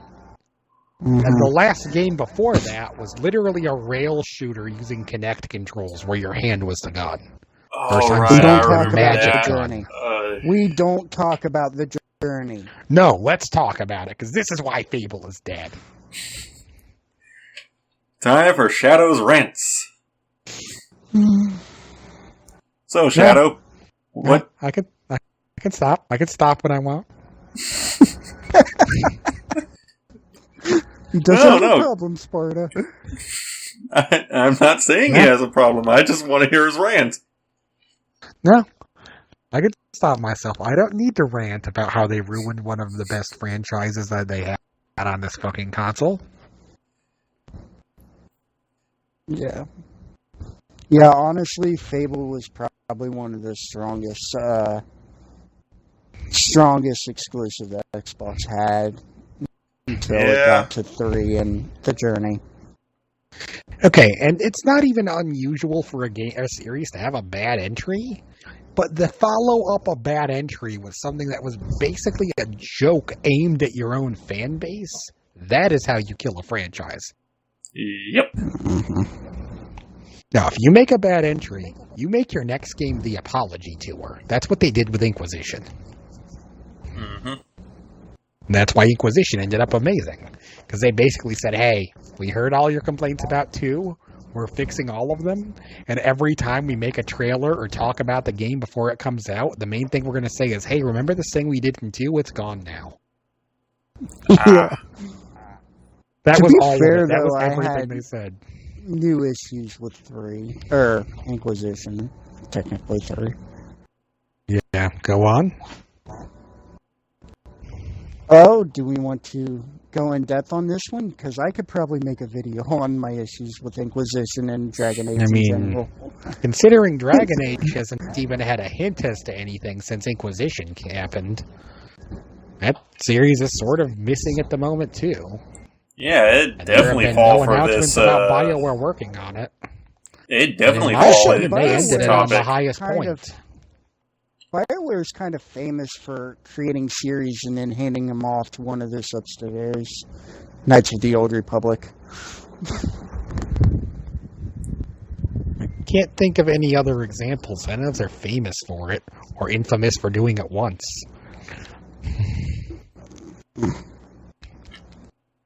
Oh, still, why not just say your part on it, Foil? Or your thoughts? Well, obviously my biggest issue is they've pretty much done away. I don't want to say they've done away with character progression, but they've made it a lot less important than the gear you're wearing. That is 100% true. I'm not going to deny that at all. Yeah, Which is something I find extremely annoying in RPGs. Like, your character progression should matter more than the gear you're wearing. Like, your gear should help, don't get me wrong, but it should not be your character progression. I mean, I can Right, follow because that up with one thing. You can actually have a build that can out DPS a far better character or far better geared character with using the right setup. But if you're at that point, you've either built your entire class around that combo or you're a high enough level you should be wearing good gear anyway. Right, and the point I was...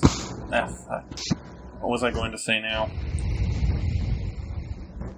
Yeah, I remember. And the point of an my other RPG thing- is role-playing game. You're playing a role in the game and creating your own character, so...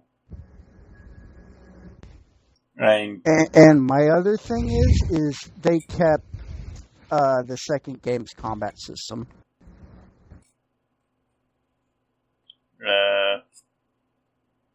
Which the second game's combat system focused on speeding up the gameplay considerably and making it fight more smoothly. But as a side effect, it had a lot less to do with the RPG mechanics of party composition and everything. And my other thing is they got rid of the tactics system. That's my big one. The tactics system in Origins allowed you you spend maybe 10 minutes setting up a bunch of...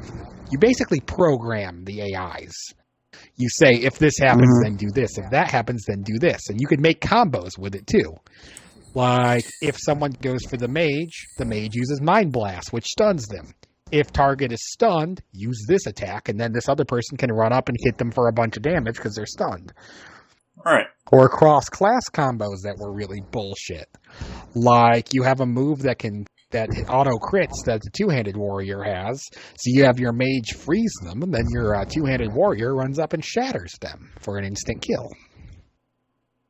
They got rid of the tactics menu and pushed you to use the tactical screen, where it basically turns into a turn-based game, but the combat is so slow in the turn-based game, it's just impossible to get anything done and progress.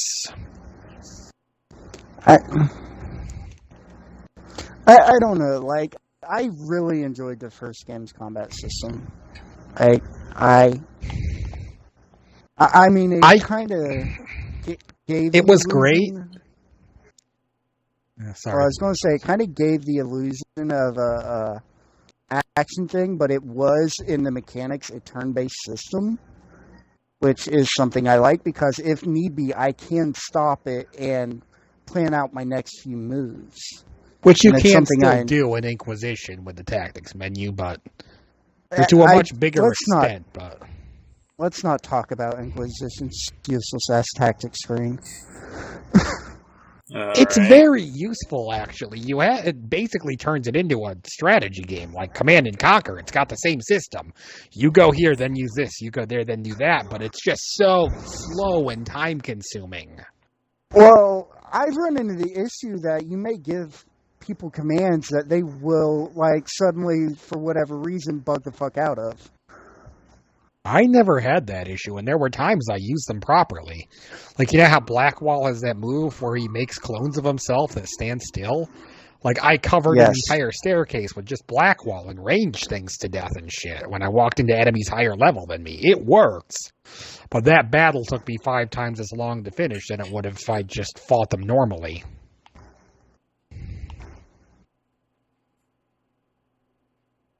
I don't know. It seems like sometimes if a character takes damage on their way to or while they're trying to do something you've commanded them to, they will bug out of it for whatever reason. Oh, it's not even panic, like just base-ass damage, and they're like, oh, I can't do that now.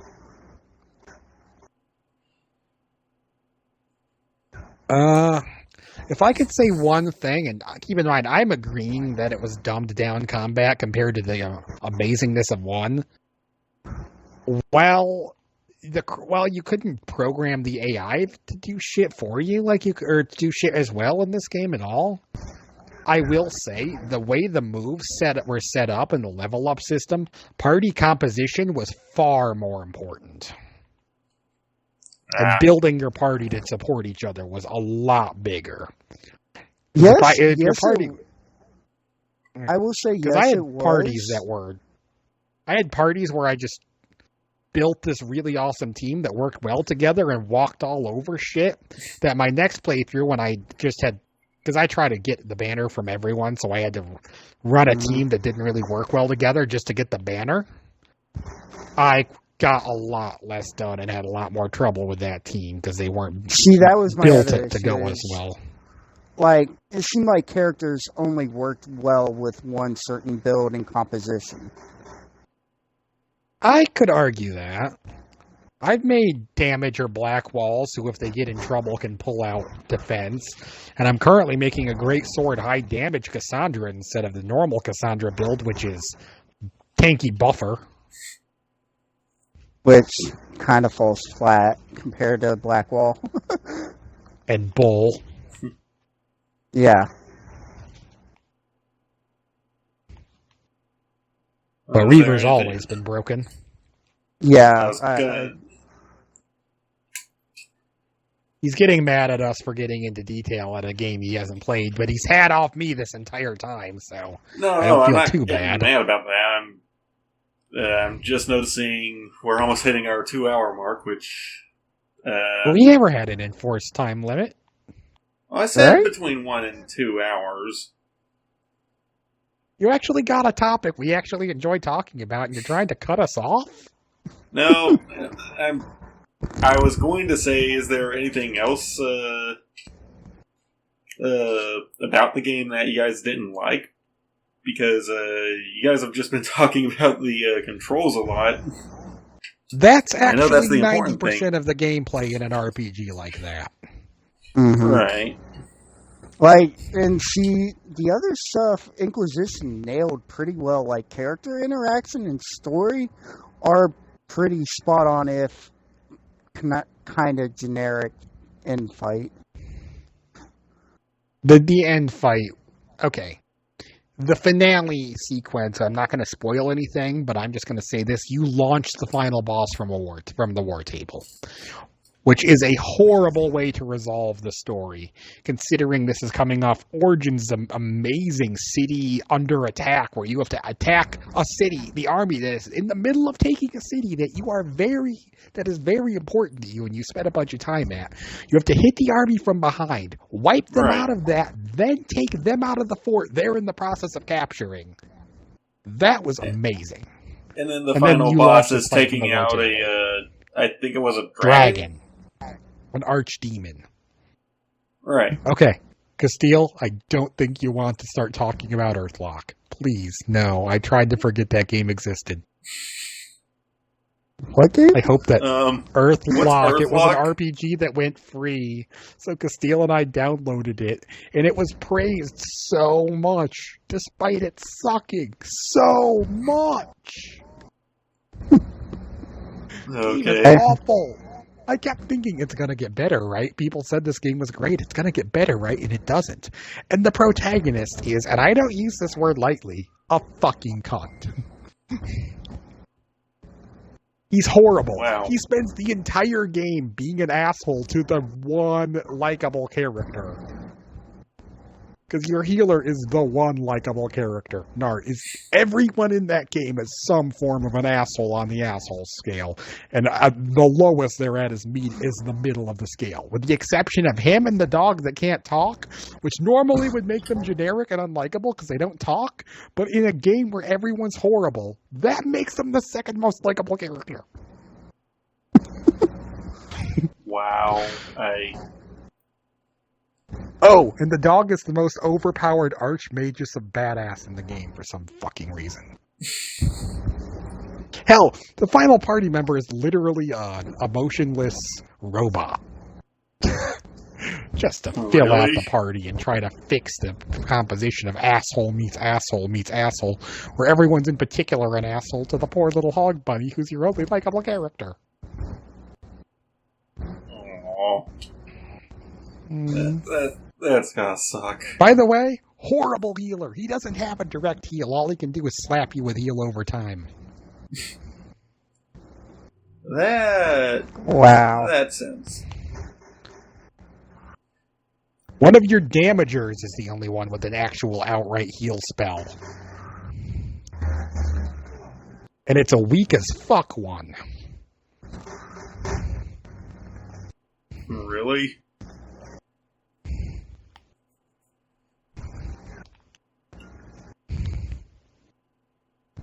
Yeah, it's not good. That game is not good. Yeah, They even updated the game to make the protagonist less of an asshole, but they only made him less of an asshole for the first hour or so. and then it's right back to the old script. So all it did was make him an unbalanced asshole. Yeah.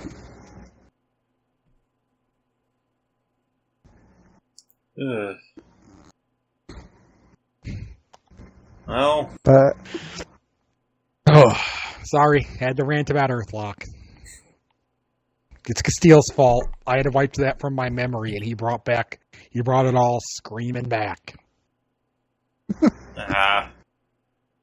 it's okay. No, Well, it isn't. then. It's horrible. That's the problem.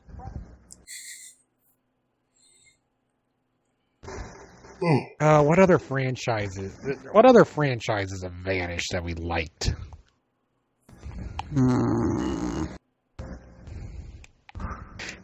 Maybe I would have to stop and look at my games, because in the middle of shooting zombies, it's not the best time to be contemplating such things.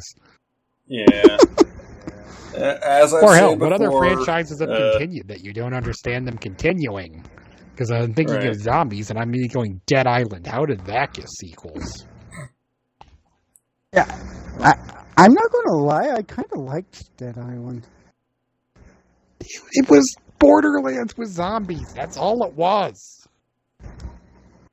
The level up system even looked like Borderlands' level up system. They didn't even pretend to hide it. Yeah, I mean, you do have a point there. I guess it's just a similar system with a different story concept. Which, I don't know, I don't think there's anything entirely wrong with that.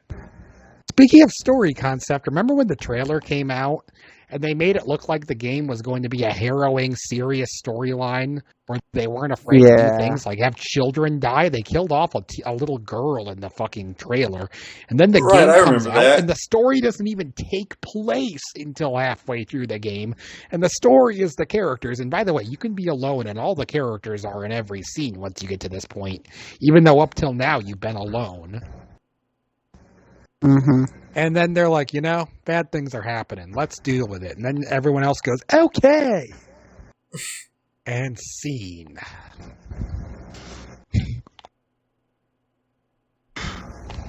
Yeah, I don't know what they were thinking with that trailer. Honestly, the trailer was epic. It was a game that fell flat. Right, but honestly, that trailer is the trailer was pretty much a lie in terms of 100%. Hey, this is what the game is.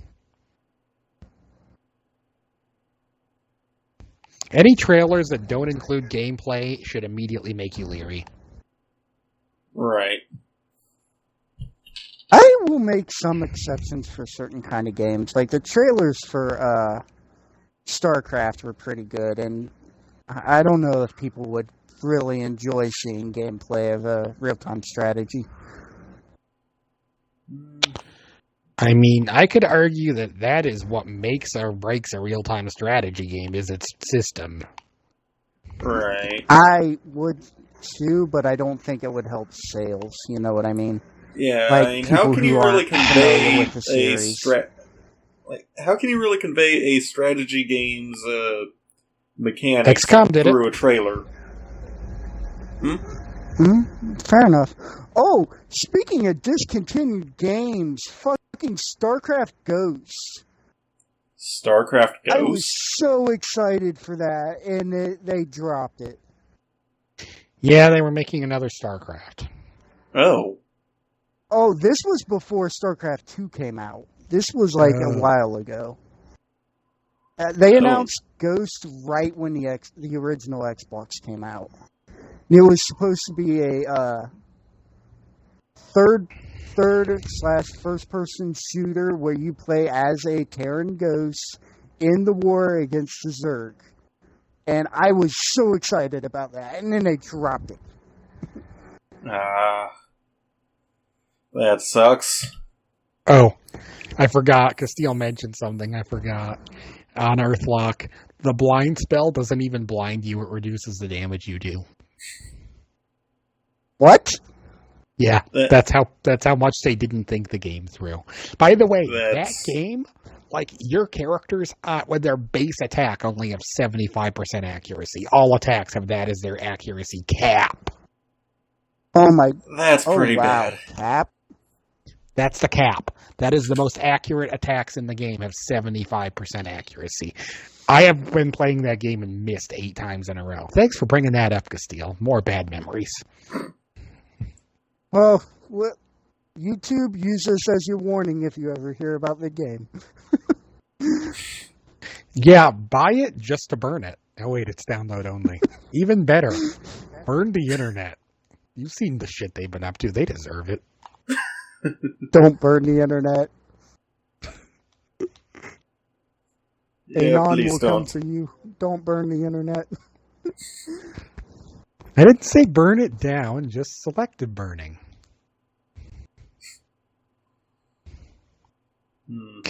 Anything that reports Fox News, burn that.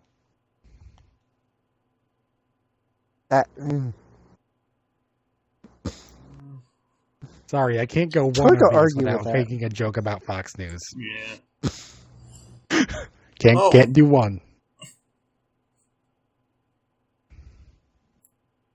Ooh, here we go, and this is Rockstar, so it's shocking it hasn't come to be.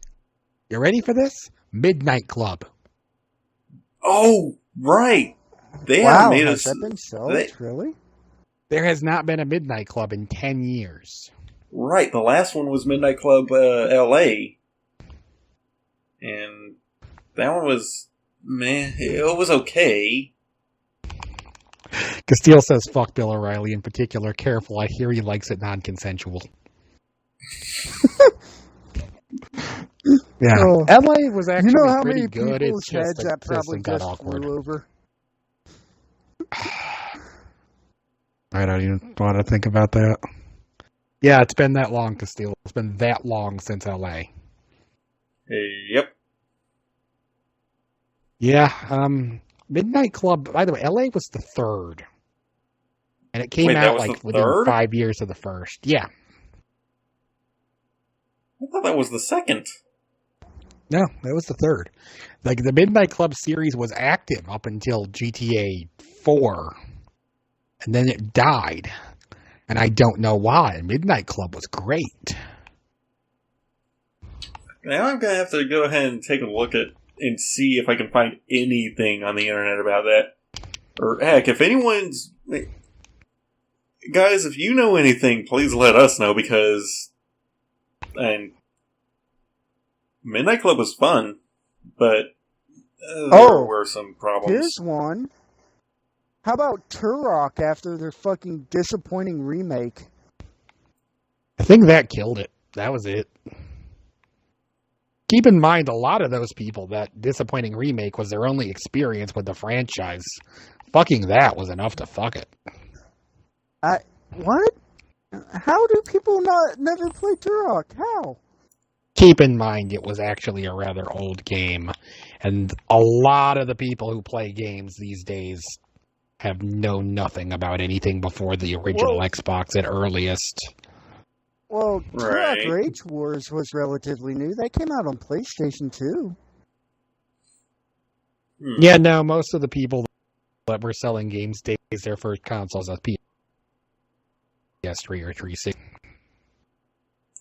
That's when it started becoming more acceptable.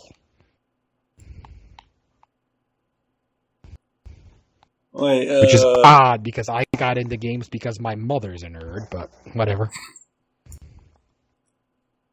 I am the disappointment of my family because I'm not into comics. Well, comics are for everyone. For shame. I don't need pictures in my books. Well, I like comics, but I haven't really read that many comics. Though I'm not going to lie, I read more manga than I do American comics, so...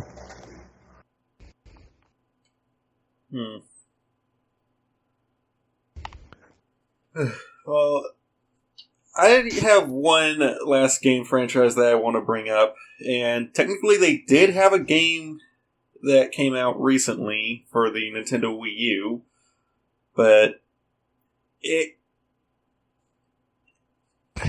I don't know what the hell Nintendo was doing. Star Fox Anything on that franchise I don't Zero. might think as well have been Nintendo dead. knows what the hell they're doing, dude. Well, anyway, They Star clearly Fox know enough Zero. that they have successes occasionally. Okay, no. I No, we're I stopping just- this topic right now. Let's get off this crazy train, because this is, no matter what, there is no right answer to this. No, I want to know what the hell. Like Miyamoto said, the reason for the wonky ass controls was because fighter planes have this thing where you can look around and it will aim the gun. No, they don't. You're thinking of a fucking attack cobra. They're You know, the they fucking put out helicopter with the certain swiveling planes with gun? that interface. What was Yeah, that? There are planes with those are actually a thing that we put in modern planes sometimes. Seriously? Yes. There Why are would fighter we planes not? that Keep in have mind, a that is the swiveling greatest turret. weakness of a plane. Yes, that's the plane's greatest weakness. You think we're not going to compensate for that? Well, Well, that and gravity, but we can't fix that one. I thought the cannons were fixed in a single position and could not move. That is how it is, yes, in most planes. But we have this thing that's called technology, and technology gets better over time. And now that we can have full on-board computers that can control such things, yes, we can do that. We have the technology. Well then, I guess I owe an apology to Miyamoto. No, you don't, because he made a shit game. Oh, hold on, Star Fox was fun, but I still don't know why the wonky ass controls for Star Fox Zero. I'm And this sorry, was the I hate saying first it, but game controls since can ruin a game. Command. This was the first Okay. actual. Careful. Careful, Foil, you didn't click through again. God damn it. Yeah, I did. I'm on the loading screen. It just said you disconnected. Let me back. Okay, I'm going to tell this right now, because Spartan and I have disagreed a million times. I stand by Command was solid. Well, no, what I'm saying is, Command was the last game with its own story. Then they made the remake of Star Fox 64 on the DS, and now Star Fox Zero, which is technically, I guess, a remake of the story itself. That would be what's called a reboot. True. But even then, the game was not received very well. And Because it's one of those games where the controls are like trying to fucking decipher another language that's constantly changing. I know! And I feel Nintendo has pretty much killed Star Fox at this point. The thing is, that was my favorite game on the Nintendo consoles. I'm sorry? Yeah, like, don't get me wrong, it's a great series, but that is by nowhere near Nintendo's flagship. Particularly it's not their considering flagship, it is, but at best, still. a rail shooter. Yeah. Still, I really liked the Star Fox games. It's not exactly Pokemon going under. Pokemon's not going under. Exactly, but if it did, how much would it hurt Nintendo? That was the point. Right. Oh yeah, I didn't think about that. Yeah, that would definitely hurt Nintendo, but still. The first you know what would be true great? game that wasn't a remake, and this happens. Well, that's what happens. Yeah, it would be great if a Nintendo series did suddenly struggle a bit, so they would go back to what they had when they had perfection. Fire Emblem. Because they made perfection with Awakening, and then they got on their fucking high off Awakening and said, for our next game, you have to buy 3 different games to get the whole story. And we're going to make subpar games too. Particularly if you get the one that says classic difficulty. Because the classic difficulty actually translates to none of the characters are even in the right class to match their fucking stats. And unlike the old games where if a character was in the wrong build, you could change their class freely, now you can only change like 3 of their classes to match their proper build, and the rest are just useless permanently. And for the next one, four games to play one Fire Emblem. That's what their plan is for the next one. That's pretty shitty. Nintendo, if by some miracle of a chance you wind up seeing this part of the video, don't do that. Just save take a They'll single never game. see it unless they have a copyright issue. Nintendo gives. I know, fucks. but still, I did state by some miracle of a chance. Well, That's it. And when I say miracle, I mean Jesus rising from the grave type miracle. That said, if Nintendo does have a copyright issue, they will hit you with the full force of the legal team. Oh, fuck. Great, now I'm picturing Phoenix Wright showing up and telling you to take the video down. Objection! This has nothing. Wait. Objection! Your console. Back. Your I killed the conversation joke. has nothing to do with Andromeda? Yes, thank you. It has something You're to do with welcome. one of our games. We own this now. Fuck y'all. Oh, that didn't go as well. Well, it's bad enough Nintendo's known for their legal team. Like, Yeah. and that's actually how they became such a big name in the beginning, is because of their legal team. Yep. Which sucks because it's affecting reviewers and content creators. But that's a topic for another day.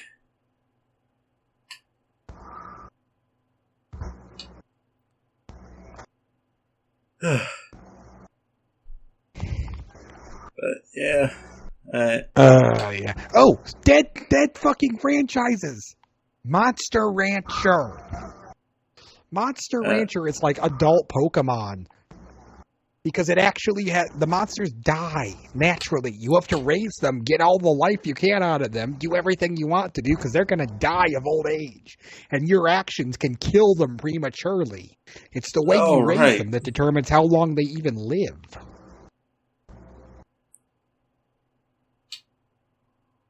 Heck, didn't you say you still have a copy of the game with I have memory Monster thing? Rancher 2.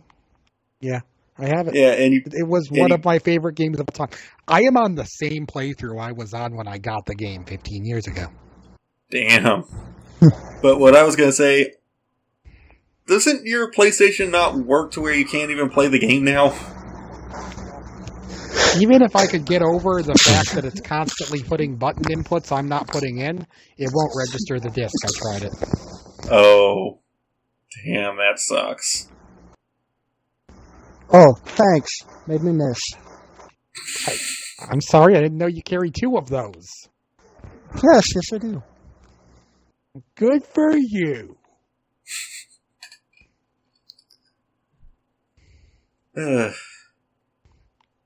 But even before that, even before it was outright canceled, this is a franchise that killed itself with its last entry, where they had an entry on the DS where they undid one of their best features, which is you actually used to be able to get a whole fucking ton of moves on your monster, but the process of learning them was an Errantry, which is basically a training regimen that costs you a ton of money, and it's so intense it can outright kill your monster every time. Damn. Really? And yeah. And then they're like, nah, it's Pokemon. You get 4 moves now. And then they took their field of monsters, which back when Pokemon only had 151, by the way, their field of monsters was nearly 700 strong. And then and this included mixed breeding. Like if you have a Suazo and a Zoom, you can put them together to make a. Oh my God! What the mustardy? Jesus Christ! I was about to have to go kill myself if I didn't know that shit. Or a hare in a Zoom to make a Spot Sorry, and I may be focusing on Zooms because I really liked my Velociraptor. Shut up. And then they're like, now there's 5.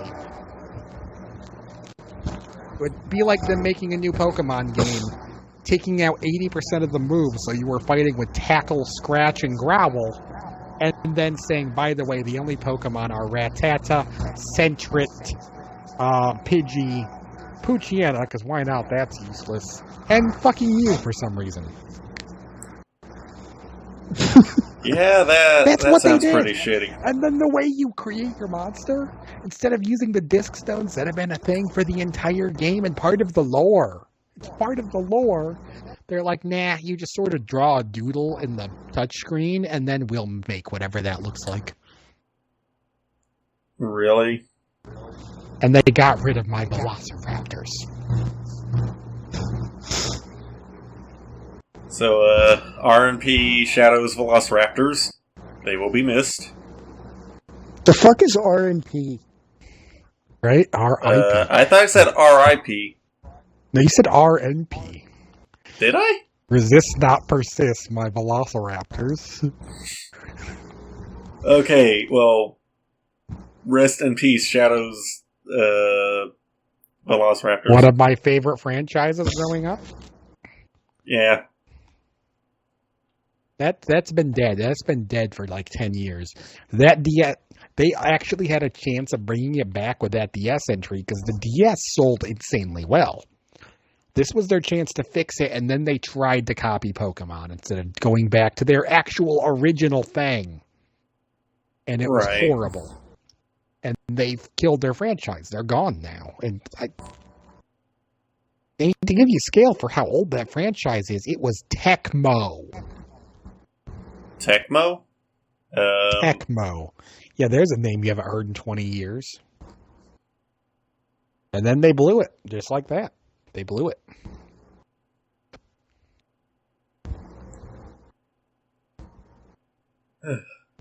Well, Castillo's been quiet on the texting, so... Pretty sure Nintendo still owns the right. They could try to bring it back. Yeah, they could. They won't, but they could.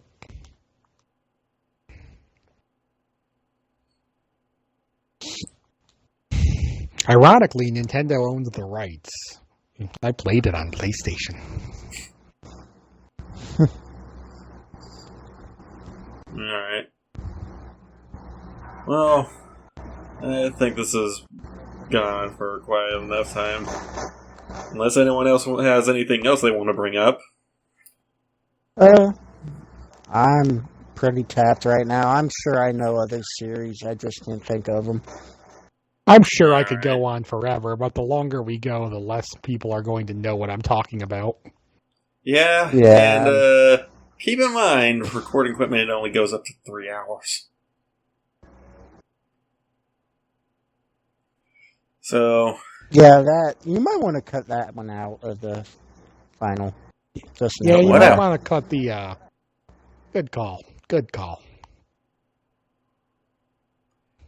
Anyway, well, since no one else really has anything else to bring up, and Castillo seems to have gone quiet on texting, I think that's about it, guys. Sure is. Let us know what games you think were pretty much killed, or what games you think would need to be back, or what games were just shelved and never touched again. Or what games were killed, because this is a topic we should have brought up and didn't. What things were killed when they killed off a character and they couldn't go without them? Wait, that's happened before? Final Fantasy X. Oh. Alright. Well, where they had to undo the death of one of the characters, because at the end of the first game, they literally kill your protagonist. Ew. That's not good. He never existed. Surprise. What? He was created by the Faith to help put them to rest, because the evil religion's basically been enslaving their immortal souls. What? Welcome to Final Fantasy. They don't like religion here. No, they don't. Alright. Well, keep in mind the most religious member of your party, who by the way is played by Bender, is the most racist member of your party Final Fantasy has ever had. Oh, it's the voice actor for Bender. Do you really think Bender cares about race? He does. Yeah, he throws a fucking shit fit when he first of all, he's too stupid to even know Riku's an Albed when he meets her. Even though all Albed have green eyes, and she has green eyes. And then he's too stupid to realize Yuna's half Albed, even though no one ever talks about her father, or not her father, her mother, who was Albed, and she even has one blue eye and one green eye to give away she's half Albed. And he was too stupid to know this. He doesn't even figure out Riku's an Albed until she speaks their language. He almost gets you thrown out of an inn at one point by spewing racist shit at the proprietor for no reason. Alright. Well, anyway. This has been Spar Likos, Foil, Lost Shadow, and Castile. Thanks for watching the video, guys. We'll catch you next time. Adios!